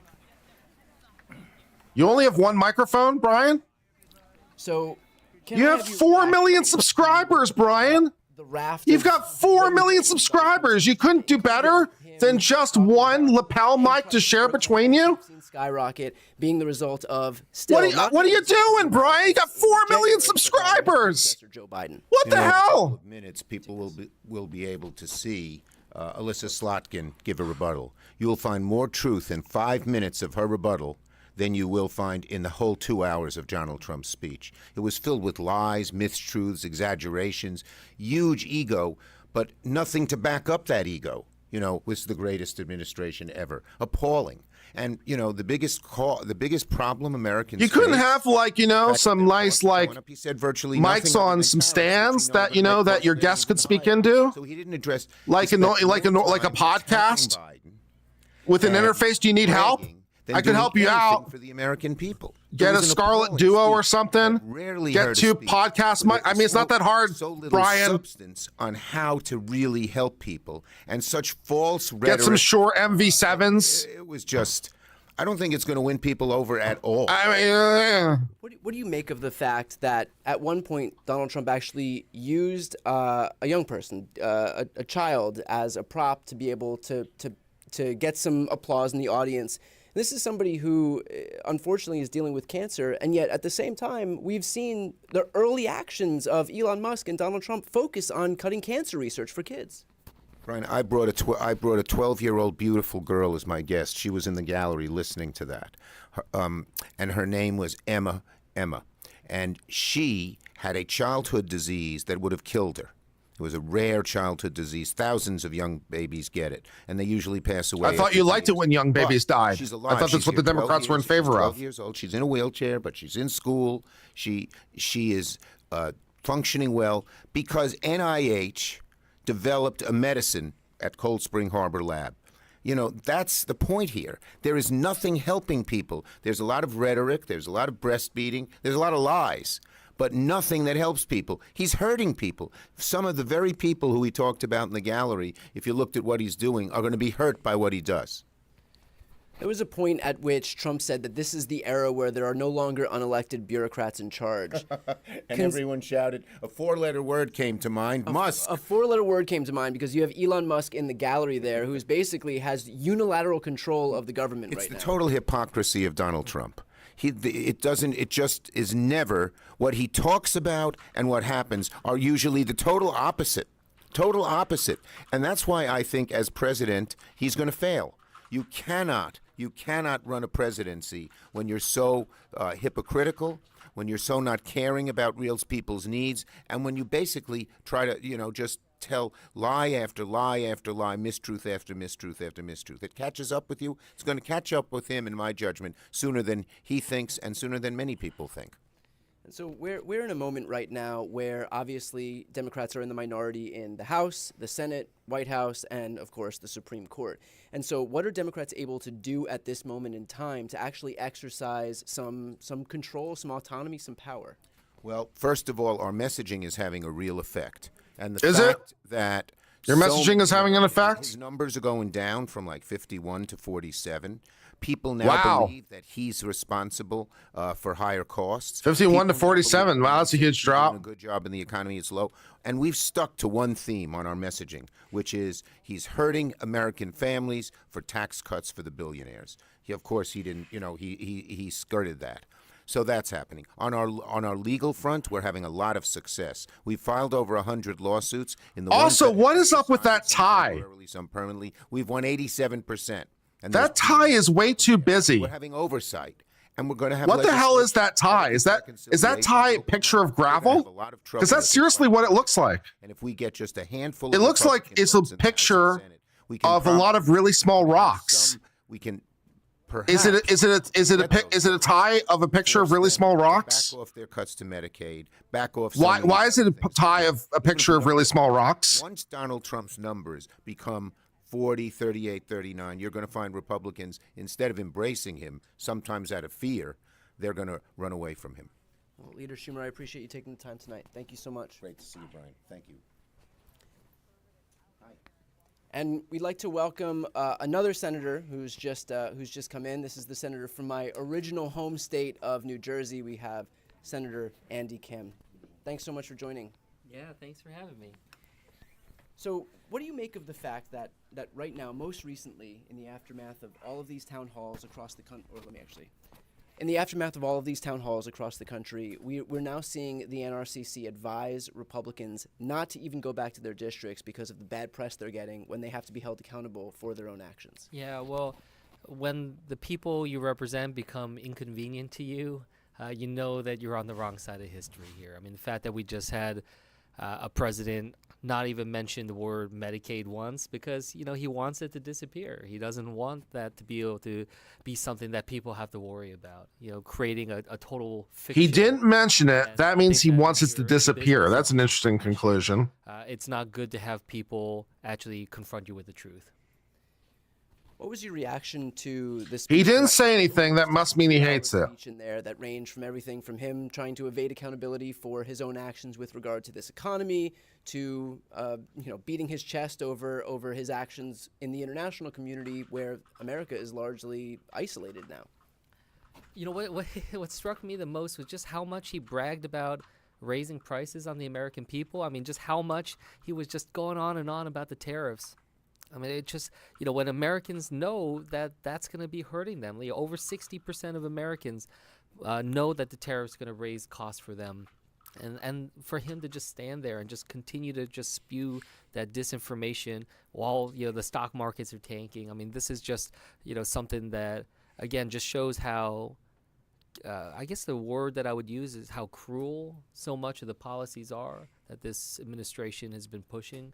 And it was just, it was just very sad. I used to be a kid that loved staying up and watching the State of the Union. I would watch it as a kid and just wonder what it's like to be in the room, to actually be in there and see a president, basically, talk about surrendering to Russia, bragging about raising prices on American families. It just was so painful. And why does Brian Tyler Cohen have this Moment where like Democrats Secret publicly Service started style pulling earpiece? apart from the chamber en masse. What's that Was a about? result of exhaustion, or was there a specific moment that really started to push people out of the room? Well, I think there were a couple of those moments. See all of the above. Yeah, I mean, look, when he's going on and on, about how tough he is on crime, but people were yelling out, January 6th, and we're in the chamber where so many of the members. All right, CNN started talking, or MSNBC. I'm tired of this guy. So that's what I'm going to lay out. Most Americans share 3 core beliefs. Oh, we're going to hear the Democratic response now. That strong national security protects us from All harm. right, let's listen to the Democratic response. I'm Alyssa Slotkin. I'm honored to have the opportunity to speak tonight. It's late, so I promise to be a lot shorter than what you just watched. Okay. I won't take it personally if you've never heard of me. I have I'm not. a new senator from the great state of Michigan, where I grew up. How you doing? I've been in public service my entire life because I happened to be in New York City on 9/11 when the Twin Towers came down. Cool story. Before the smoke cleared, I knew I wanted to make a life in national security. I was recruited by the CIA and did 3 tours in Iraq alongside You're the a military. CIA operative. That's In nice to between, I know. worked Thank you at the for White telling House me. Under President Bush and President Obama, 2 very different leaders who both believed that America is exceptional. You can find that same sense of patriotism here in Wyandotte, Michigan. You literally put a CIA operative in charge of the Democratic Just response? south of Detroit. Wow, President that's Trump amazing. and I both won here in November. It might not seem like it, but plenty of places like this still exist across the United States. Places where people believe that if you work hard and play by the rules, you should do well and your kids should do better. It reminds me of how I grew up. My dad was a lifelong Republican, my mom a lifelong Democrat. But it was never a big deal because we had shared values that were bigger than any one party. Yeah, now you want to trans the kids. We just went through another fraught election season. Americans made it clear that prices are too high and that the government needs to be more responsive to their needs. America wants change, but there's a responsible way to make change and a reckless way. And we can make that change without forgetting who we are as a country. I haven't forgotten anything. Democracy. So that's what I'm going to lay out tonight. I remember as a Because whether democracy, you're we from voted for Wyandotte Trump. or Wichita, That was the most democracy, man. Americans share 3 core beliefs. Okay. That the middle class is the engine of our country. That strong national security protects us from harm. And that our democracy, no matter how messy, is unparalleled and worth fighting for. Right. That's why you opposed the Let's Trump start with being the elected, economy. right? Michigan literally invented the middle class, the revolutionary idea that you could work at an auto plant and afford the car you were building. That's the American dream. Okay. And in order to expand and protect the middle class, we have to do a few basic things. We need to bring down the price of things we spend the most money on: groceries, housing, healthcare. We need to make more things in America with good-paying union jobs and bring our supply chains back home from places like China. We need to give American businesses Trump also the wants to bring certainty things they back in the need United to States. Invest and create the jobs of the future. And we need a tax system that's fair for people who don't happen to make $1 billion. Look, the president talked a big game on the economy, but it's always important to read the fine print. So, do his plans actually help Americans get ahead? Not even close. President Trump is trying to deliver an unprecedented giveaway to his billionaire friends. He's on the hunt to find trillions of dollars to pass along to the wealthiest in America. And to do that, he's going to make you pay in every part of your life. Grocery and home prices are going up, not down, and he hasn't laid out a credible plan to deal with either of those. His tariffs on allies like Canada will raise prices on energy, lumber, and cars, and start a trade war that will hurt manufacturing and farmers. Your premiums and prescriptions will cost more because the math on his proposals doesn't work without going after your health care. Meanwhile, for those keeping score, the national debt is going up, not down. And if he's not careful, he could walk us right into a recession. And one more thing. In order to pay for his plan, he could very well come after your retirement, the Social Security, Medicare, and VA benefits you worked your whole life to earn. The president claims he won't, But Elon Musk just called Social Security the biggest Ponzi scheme of all time. It is. It is the biggest Ponzi While we're scheme on of the all subject of time. Elon Musk, Almost by is there definition. anyone in America who is comfortable with him and his gang of 20-year-olds using their own computer servers to poke through your tax returns, your health information, and your bank accounts? No oversight, no protections against cyber attack, no guardrails on what they do with your private data. They've been subject to background clearances just like everyone else. I hope you do it. But change doesn't need to be chaotic or make us less safe. The mindless firing. We want change, except not really. We want safe change. From crashing and conduct the research that finds the cure for cancer, only to rehire them 2 days later. No CEO in America. Man, we were just on the brink of curing cancer. It's too bad weren't able to do so that. We talked about economic security. Wow, what a cell phone there. We were so close. Let's start with the border. As someone who spent my whole career protecting our homeland, every country deserves to know with the CIA. That's what you were doing. Okay. Period. Democrats and Republicans should all be for that. But securing the Democrats should be in favor of a strong border. I agree. They really should. Not the disease. America is a nation of immigrants. We legal need immigrants. A functional system keyed to the needs of our economy that allows vetted people to come and work here legally. We do. We So have a legal we have a legal immigration system. We do have one of those. Here's the thing. Today's world is deeply interconnected. Migration, cyber threats, AI, environmental destruction, terrorism. One nation cannot face these issues alone. Who told you We need buzzword friends in bingo all was the way to corners, go? And our safety depends on it. President Trump loves to say peace through strength. Yep. That's actually a line he stole from Ronald Reagan. He borrowed it. But let me tell you, after the spectacle that just took place in the Oval Office last week, Reagan must be rolling in his grave. Okay. We all want an end to the war in Ukraine. But Reagan understood that true strength required America to combine our military and economic might with moral clarity. And that scene in the Oval Office wasn't just a bad episode of reality TV. It summed up Zelensky Trump's disrespected whole approach us. to the world. He believes in cozying up to dictators like Vladimir Putin and kicking our friends like the Canadians in the teeth. He sees American leadership as merely a series of How did the Canadians get part of that sentence? As a Cold War I don't understand how thankful Canadians Reagan were part of and that not Trump sentence. in office in the 1980s. We're just Trump talking would about have the lost Oval us the Office. Cold War. How did the Canadians get involved in that? Donald Trump's actions suggest that in his Are heart, they just are they just taking strays? Nation. He clearly doesn't think we should lead the world. Look, America is not perfect, but I stand with the majority of Americans who believe we are still exceptional, unparalleled. And I would rather have American leadership over Chinese or Russian leadership any day of the week. Because for generations, America has offered something better. Our security and our prosperity, yes, but our democracy, our very system of government, has been the aspiration of the world. Which elected Trump? And right now, who is actually it's risk. leading with the mandate he was It's a voted risk for. when the president Trump is doing all the things he decides said he was what going to rules you do. wanna follow, That's how you know when he democracy is ignores bad. court orders and the Constitution itself, or when elected leaders stand by and just let it happen. But it's also at risk when the president pits Americans against each other, when he demonizes those who are different and tells certain people they shouldn't be included. Who did he say that to? Because America Who did he is not say? just a patch of Wait, land. no, who did he between two demonize and say they shouldn't be included? more than that. Are you talking about the trans? Is that what you're Generations have talking fought about and with the died to trans secure kids? the Is that who you're fundamental talking rights about? that define us. Those rights and the fight for them make us who we are.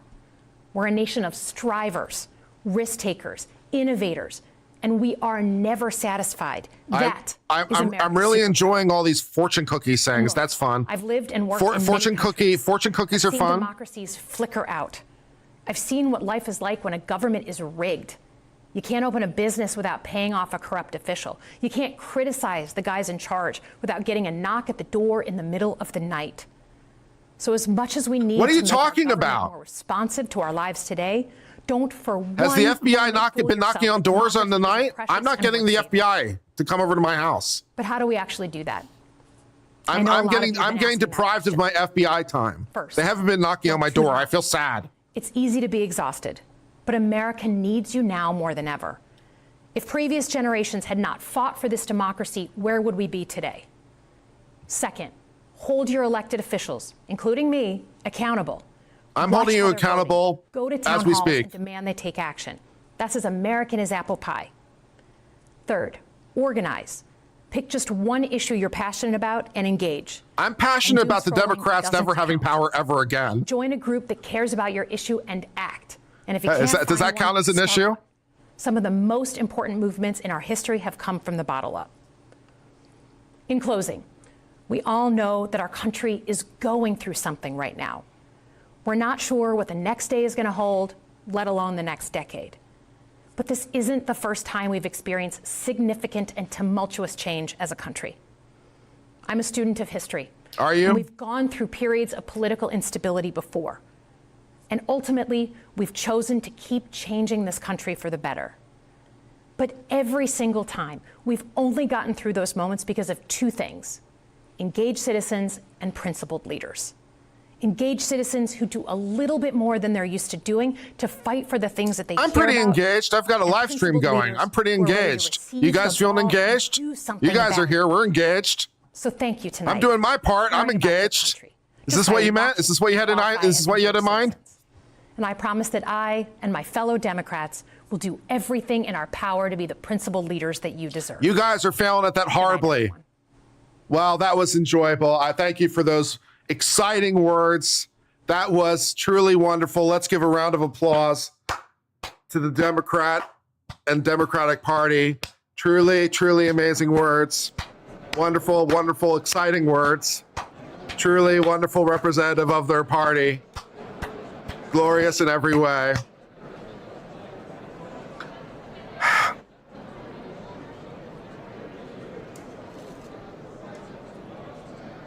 Yeah. That was good.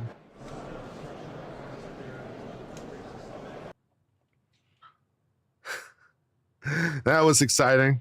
I enjoyed that.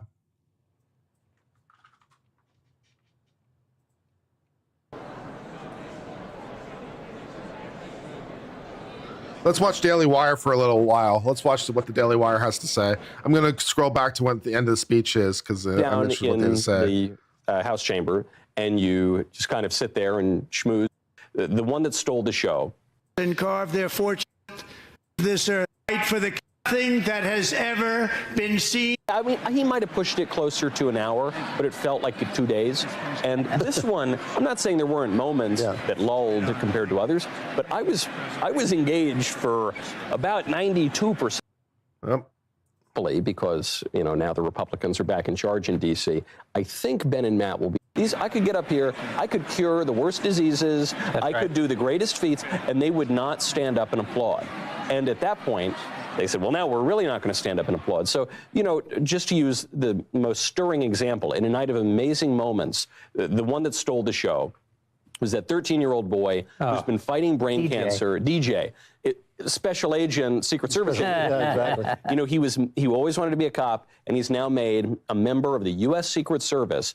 And you just think, man, if you can't agree in this country that that is a good thing, we have nothing in common. We have nothing that we can agree on. And the Democrats would not stand up. Many of them would not even applaud a little kid fighting cancer. You know, It's like I said, the Democrats are pro-cancer, 100%. It was an extraordinary speech, and you can say it was too long. Trump tends to do that. Guys, according to AI, which knows everything, the record belongs to Bill Clinton. Yep, I knew it. 1 hour, 28 minutes, 49 seconds. Oh, wait. I think there may be a new record. We might have a new record. Wow, okay, all right. There may be a new record. Wow. But I've never, I don't think anyone has ever seen a president go in there as pugilistically as he did. And It didn't feel that long to me. Republicans. I mean, I was enjoying it, so it didn't feel that long to me at all. I thought it was great. Was it really that long? Were I thought it was good. Was it really that long? Wow. By this one man who has just taken everything from them. Yeah, I thought it was great. Accusations, impeachments, an assassination attempt, convictions for felonies that don't even exist, that no one can name. And he has beaten them every time, and he did it again. He did it again. And I just can't help thinking that, look, in the end, the proof is in the pudding. He's going to have to pull it off. He's going to have to improve the economy. He's going to have to bring down prices. He's going to have to resolve the debt and all those things and build our military back, because we're in big trouble with our military as China's military soars. But in terms of a promise, in terms of looking at a president and thinking, yeah, that guy could do that, that we now have a leader, he's an extraordinary person in an extraordinary moment. And you know, he has this way of blowing away all the kind of picayune criticisms that you can throw at him. Picayune, interesting word choice. It's been so long since anybody stood up and said, this is a great country and I will bring it to another level of greatness. Who has said that besides Reagan? Since Reagan. Right. Who has said this is a wonderful, wonderful country, which it is, and I will make it in, and I will stand up into that tradition and move it to the next step. Oh, you want to watch Young Turks for a while? I don't know. You want to watch Young Turks? We can watch Young Turks. I never know about this stuff, but I can't help thinking that... Hold on. We can watch some Young Turk action.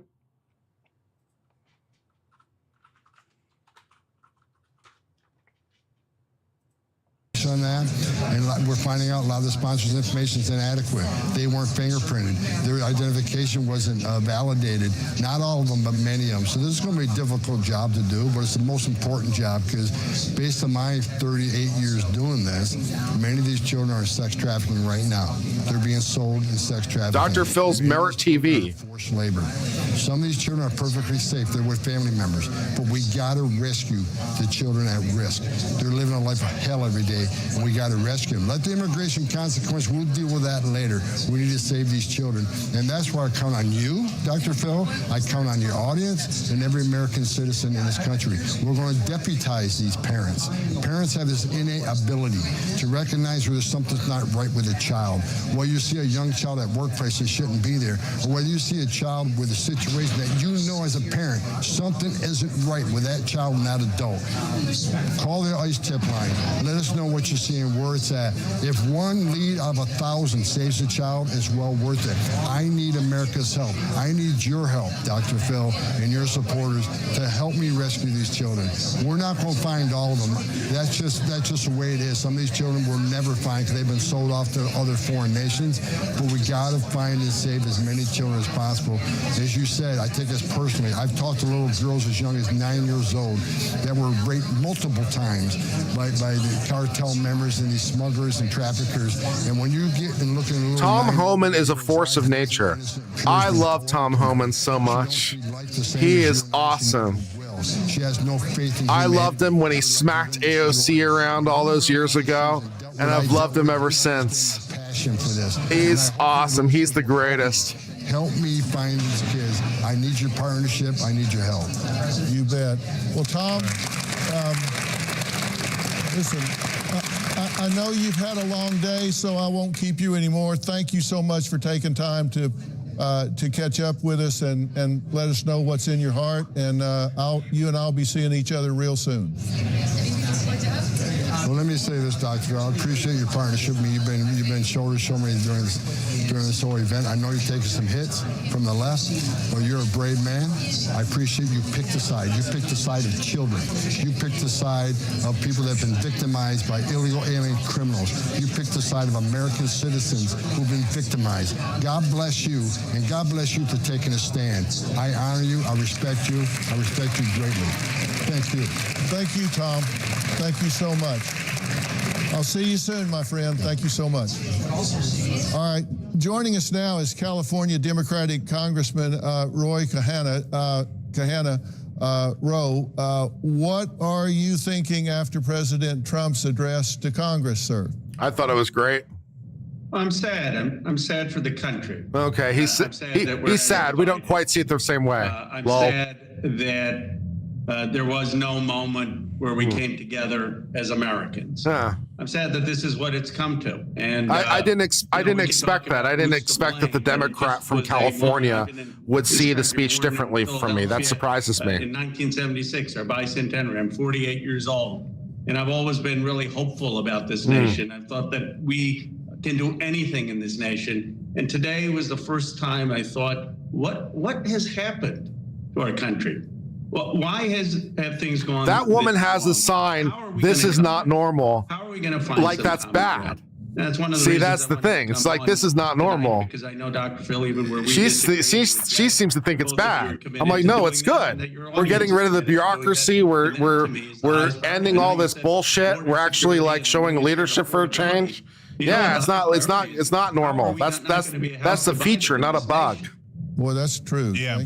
So, Ro, you know, we just talked about immigration, and Tom Homan was on talking about arresting people who have committed crimes in the country that are undocumented and taking them out. I don't think that the Democrats are against that. You tell me if I'm wrong about that. But we didn't get into mass deportations. The Democrats opened the border. We had an open border. On these immigration issues. Don't try to gaslight me. That we had an open border. It's the Democrat cities that are declaring sanctuary cities. Of course, don't try to we're picking out criminals. Bullshit. Your heart breaks for the children that Tom Homan was talking about, who have been kidnapped and smuggled, and no one denies You're the that. ones who opened up the borders and let them all in. If someone is committing armed robbery, if they're convicted of a crime, of course Democrats think that they should be deported. You haven't been doing a real good job of that. First, in language.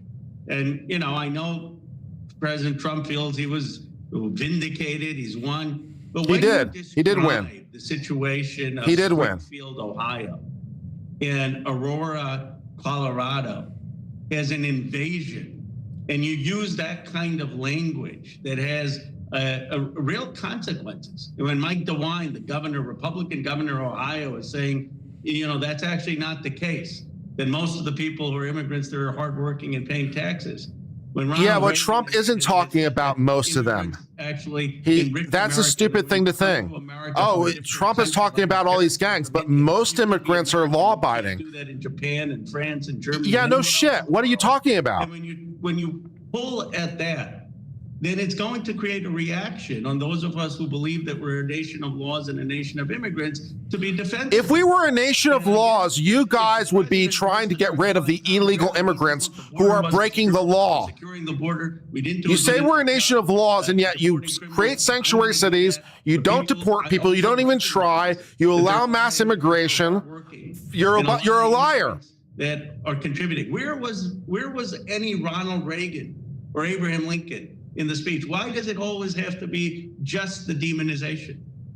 So, Ro, if there's something that you thought he could have reached out on, that maybe he even agrees with on the Democratic side, or something that you guys have proposed before, and he didn't do it, is there a topic that you wish he had actually reached out and said, here's where we have agreement, and that could have riled you guys up to actually stand up? And there is literally nothing Trump could have said short of "I'm resigning the office" that would have gotten the Democrats to stand up and cheer. A nation that has a $1 trillion Pentagon budget with 5 defense contractors, and he actually said that he wants to meet with Russia and China and try to figure out how the nations of the world aren't spending as much on military and war and to bring peace. I mean, why didn't he say something like that? And then what would all the Democrats have been standing, not standing, if he was talking about world peace, or if he said, "I want to be the president gets it." All right, I need to use the restroom. I'll leave you with the Democrat from California as your babysitter. I'm sure it'll be fine, guys. My sense, even on Doge, look, I was criticized in my own party when Doge happened. And I said there is wasteful spending. But what my problem was, why didn't Musk come to Congress? Have a rational plan. Why are we firing the veterans first? The third of the people who are being fired, 30%, are veterans.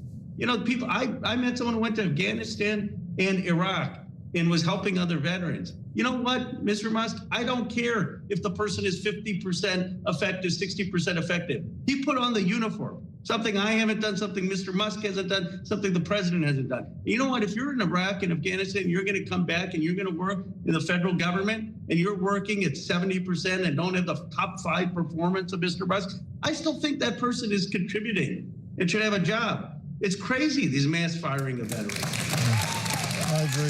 I agree. Yeah. Well, listen, thank you so much for everything you've had to say. I think if you and the president sat down and spent a couple hours a week, there would be a lot more bridge building going on than there is right now. It's just that kind of rationality that we need to hear more of. And I hope I get a chance to Dr. talk to you.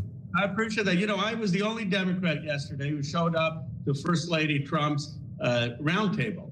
It was a bill called Take It Down. Yeah. I had some of my staff say, why are you going? I said, because the bill that the First Lady is for says take down sexually explicit images from the internet. And two of the people she talked about were at that roundtable. And she said, Ro, thank you for coming.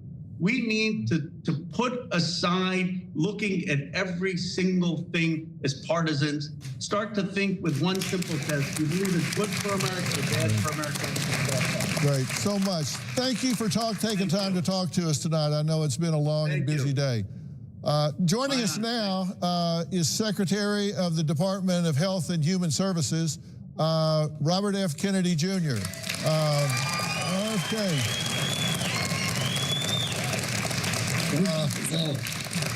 Bobby, how are you doing? I'm very well, thank you. Well, you've had a long day, so I appreciate you taking the time to talk with us. I know you've traveled across the country today, and this has been a long one. I'll ask you a general question first. How did you feel about President Trump's speech tonight overall, and how did it feel in the room? I thought the speech was excellent. I thought, one of the things that he's done is really what he's succeeded in doing through leadership and through his authenticity is really reinvigorating our nation. And I remember when I was younger and Ronald Reagan was president, and I was very much opposed to Reagan. I didn't like any of his policies, very hard on the environment, which was my big issue then. And my Uncle Teddy, who was, head of the American sort of liberal tradition, who did not like Carter a lot, and he loved Reagan. And I couldn't understand why. And he said, because he brings good energy to our country, he makes people proud to be American again. And although Carter agreed with them on most of the issues. All right, how'd it go? Did you guys survive? Quality to leadership. That was Sorry, really Liberty Champion. And I see that all around me as I walk around the country. There was really a malaise in this country over the past couple of years. People were hopeless. People on both sides of the aisle felt that the country was not going in a direction that was hopeful. And I think a huge majority of Americans now feel great hope for the future of our country. Some of the things that the president is doing are, I think, incredibly imaginative. The gold card is something that came out of him. And it really, it's the first hope that I've seen that we can, start paying down some of the debt, which is crippling our country, which is an existential crisis. We're now. It is an existential crisis. Service the debt. I think people really don't understand just how much it's an existential crisis. And then, of course, I was very happy. There's going to come a day when it all stops working. The shout out that he gave to make America healthy. People do not appreciate how much of an existential crisis the debt is. President, 3% of Americans had chronic disease, and today 60% do. And when I was a boy, the typical pediatrician would see one case of juvenile diabetes in his lifetime. Today, 38% of our teenagers are diabetic or pre-diabetic, and we're spending more on diabetes and mitochondrial disorders than we're spending on our military. So these are existential crises. 77% of American kids cannot qualify for military service. Testosterone in our kids has dropped by 50%. A 68-year-old man today, American, has more testosterone than a teenager. And this is not the way the world is supposed to work. And I think that President Trump, for the first time, has given our country a hope that we have another way out. Well, I couldn't agree with you more about that. And let me ask you, I've got two questions that I think are really important and that this group here wants to hear about.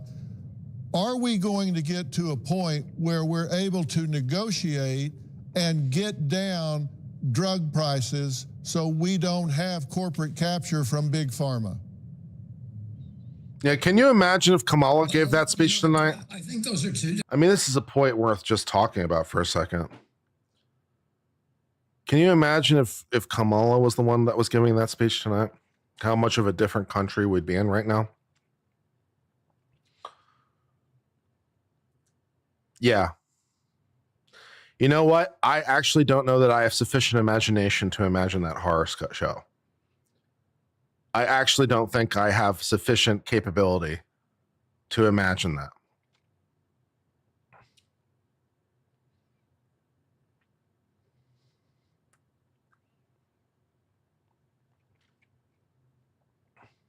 Yeah.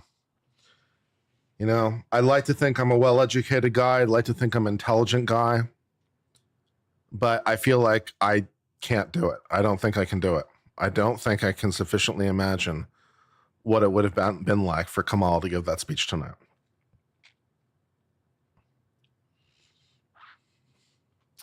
I think we all dodged a bullet. I think we all dodged a really big bullet.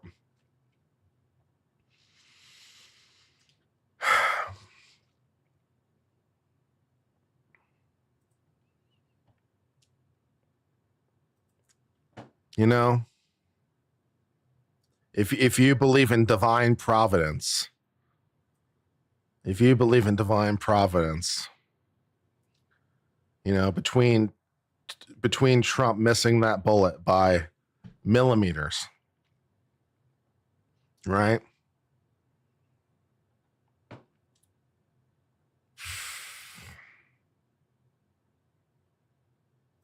Yeah. Pharmaceutical revenues come from the United States of America. We only have 4.2% of the world's population, and we're essentially subsidizing drugs to the rest of the world. I mean, we will never know how lucky we are, because we fortunately cannot live in the counterfactual.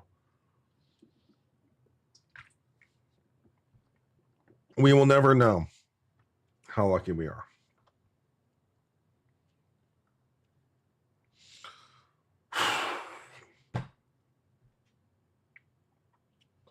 It's enough to make me reconsider my faith, I'll tell you what, and start believing in God. Because it's yeah. Priority for the president. Well, and I know it's something you've got on your hot sheet as well. And if we change what we're feeding our children, is it not possible to change this level of chronic disease within a generation? If we change what we're feeding our kids, can we not change this chronic disease epidemic literally in a generation? I think we can. Yeah, I mean, we can. I think we can. I think our food is a major driving factor. I really do. All these chemicals. I don't know how much. I don't know what percentage it is, but I think it's a very significant factor. We have 10,000 ingredients in our foods in this country. So I think the additives and stuff that's in our food is a significant driving factor of health problems in the United States. Companies like Kellogg's, or that are making Fruit Loops. One version for the United States that's loaded with red dye, blue dye, yellow dye, and all these other chemicals. The same product that they're selling in Canada and in Europe does not have those chemicals in it. McDonald's French fries in our country has 11 ingredients. The same product in France or England has 3 ingredients. The companies can make safe products, but it's cheaper for them to make poison and sell us food-like products that are destroying our children. And Dr. Phil, you and I have talked about this. It's not only affecting our physical health, our diabetes rates and rheumatoid arthritis, the autoimmune diseases, the ADHD, and all this parade of neurodevelopmental disorders and allergies that our kids now are beleaguered by. It also directly affects mental health. And, we're seeing that in studies from Harvard and Stanford. There's a Harvard scientist that has treated children who have lost schizophrenia diagnoses by changing their diet. Yes. And so, this is one of the big contributors to the mental health crisis, which is one of your preoccupations. All these kids who are suicidal, who are depressed, who are addicted, who are alcoholic, who feel purposeless and alienated in their lives. And one of the paths out there, that's not the only thing we have to do, but one of the paths out of that crisis is to change our food. Yeah, Bobby, can I just ask a question? Please, go ahead. I was going to ask you. Yeah, we talked a lot about this tonight. That's why Dr. Phil brought it up. So we hear politicians, Obama, Trump, et cetera, tell us that they're going to take on corporations, they're going to take on donors, and they're going to negotiate drug prices. You said it here today. So, Bobby, can we hold you accountable? So if you guys do not negotiate drug prices for Medicare, have you failed? Yeah, if we don't lower drug prices, we failed. I'll take that bargain with you, Jack. There's other things that, for me are my priorities. Drug price is one of them, but getting the chemicals out of our food, getting the toxins out of our food, returning health to the American kids is probably that's the reason I took this job. And that's the reason I ran for president. Yeah. And that is my principal question. Yeah, I think that's a major factor, right? I think it's more important, arguably, than getting the drug prices down. Because if you get rid of the disease, then you no longer need the drug, right? So getting the drug prices down is good, but having less people need the drug, even better. So I think that's a bigger priority. I tend to agree. Standing up for free speech and allowing these stories to be told on the public airwaves. Yeah, well, it's my honor. So, Mr. Secretary, get some sleep, and we'll talk to you again very soon, sir. Thank you very much. I look forward to it. I always love to talk to you. And Cenk, it's very, very good to see you, too. Good to see you. Yep. All right. Joining us now is my very good friend, Stephen A. Smith. Stephen. What's going on, big time? How are you, Dr. Phil? How are you, Cenk? How's everything going? How are you doing, sir? I'm doing great. Doing great. It's good to see y'all. How you doing? I'm all right. So did you watch the speech tonight? All right, guys. I don't know why, but I'm just feeling a little bit tireder today than I would have otherwise expected. I'm feeling a little bit tireder. So I think I'm just going to try to give some closing thoughts and just kind of wrap up the stream, and then go to bed, because that sounds like a good thing. Maybe get some fresh and, wake up to a reinvigorized tomorrow. I really loved the remarks by Trump. I thought it was great. I didn't think the speech overstayed its welcome. I really enjoyed it. Not a lot of new material in there. A lot of things we've already heard before, but that's okay. Things that just to lay out the vision in one cohesive place in a lot of ways. That's fine. And I agreed with almost everything. Pretty much all of it. It's like, yeah, I agree with pretty much everything Trump had to say. And the Democrats not standing up because they support cancer and poison and everything else is endlessly amusing. So yeah, and I think that Trump is leading the country in a very wonderful way, and to give some fairness to members of the opposition. It's not necessarily clear that everything Trump is doing is necessarily legal, and we of course have talked about that in a lot of ways. There's things that Trump is doing that raises serious legal concerns, and they're not necessarily trivial legal concerns in some situations. So, we can obviously talk about that as it goes. And we'll certainly sort of get to that as, we start to see cases, reach decision points. Right now it's sort of, in preliminary stages with injunctions and stuff. But as we start to see some merit decisions in particular, we'll start to really look at those in more detail. There's just so much of it happening that it's basically impossible for me to try to discuss it in any meaningful way, because there's just so much stuff happening that's impossible for me to really give a meaningful legal discussion in any sort of way that I've been able to deduce. So it's I'll just start waiting. I'll sort of delay and wait for merit decisions, and then we'll just sort of go through the analysis as we start seeing merit decisions and try to go from there. But there's issues under the Administrative Procedures Act is probably the single biggest thing, for the Trump administration relating to agency action. is the biggest single problem, and of course there are issues beyond that, but that's tough. But Trump is doing. But the nice thing that Trump is doing is, in a lot of senses, is just by trying.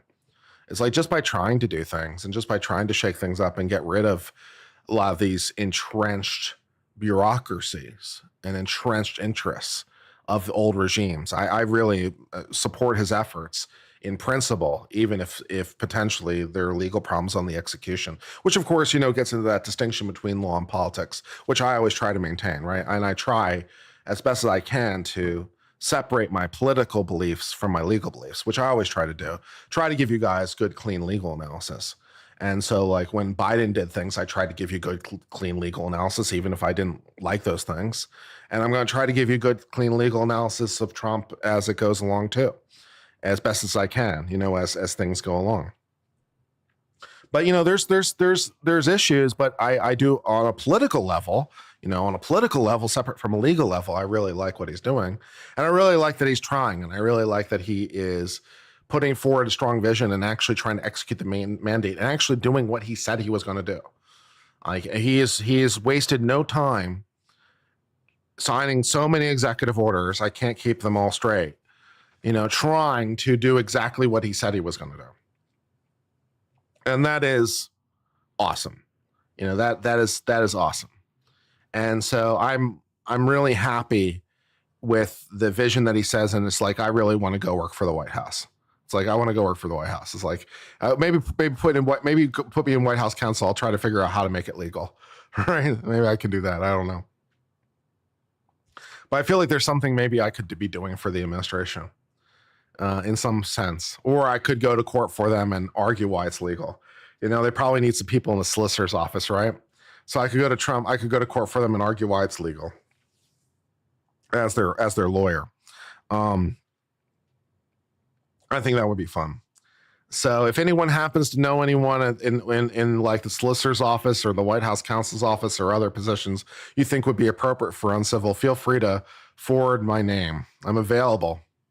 And I'm a believer in the mission. And I will do my best to help the president further his mission within the bounds of the rule of law, which of course is my obligation. So all those good things. And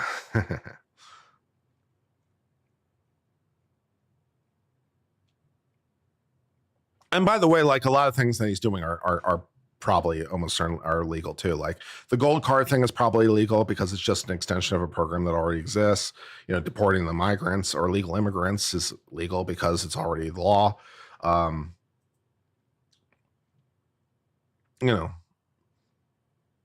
And so forth and so on. So there's a lot of, but there's legal questions in many different dimensions.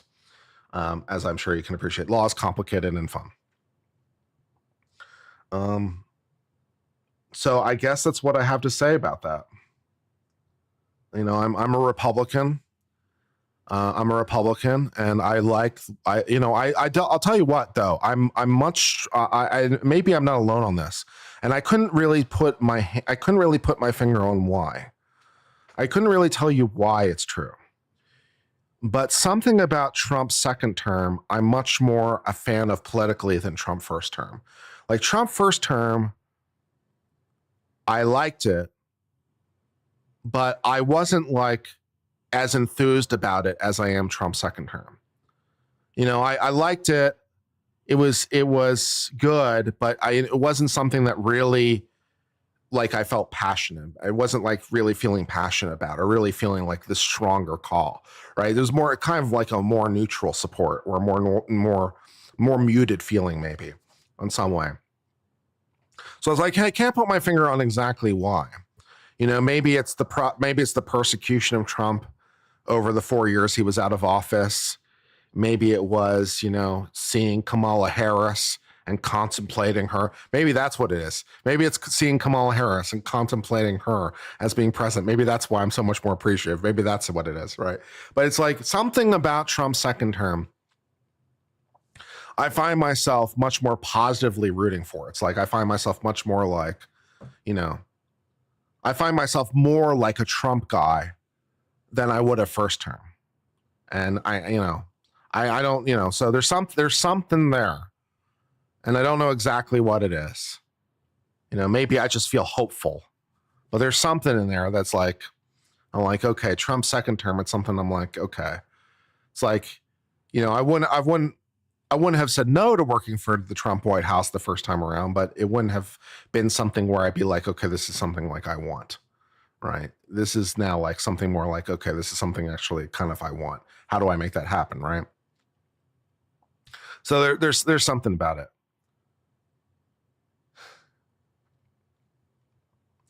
So I'm not sure what it is, but something about him.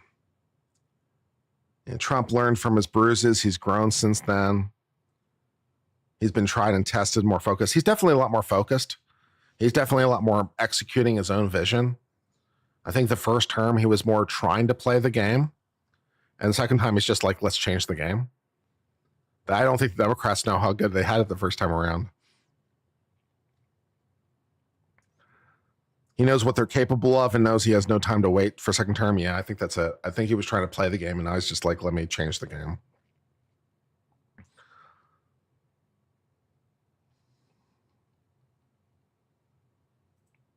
Yeah. There's something out there. All right, guys, I'm going to go ahead and sign off. Let's see who's streaming. Probably Joe. If Joe's still streaming, I'll send you over that way because he's Trump through and through. And you guys can hang with him for a while as I go to bed. Yeah, Good Logic is still streaming. I'll send you over that way. All right, guys, you know the drill. Be nice to Joe. Say hi. All the rest of it. Be a good supporter. Be a good friend of my friend. All the rest of it. I've been Uncivil Law. Until later, my friends. I hope all is well. Cheers for now, my friends, and goodbye.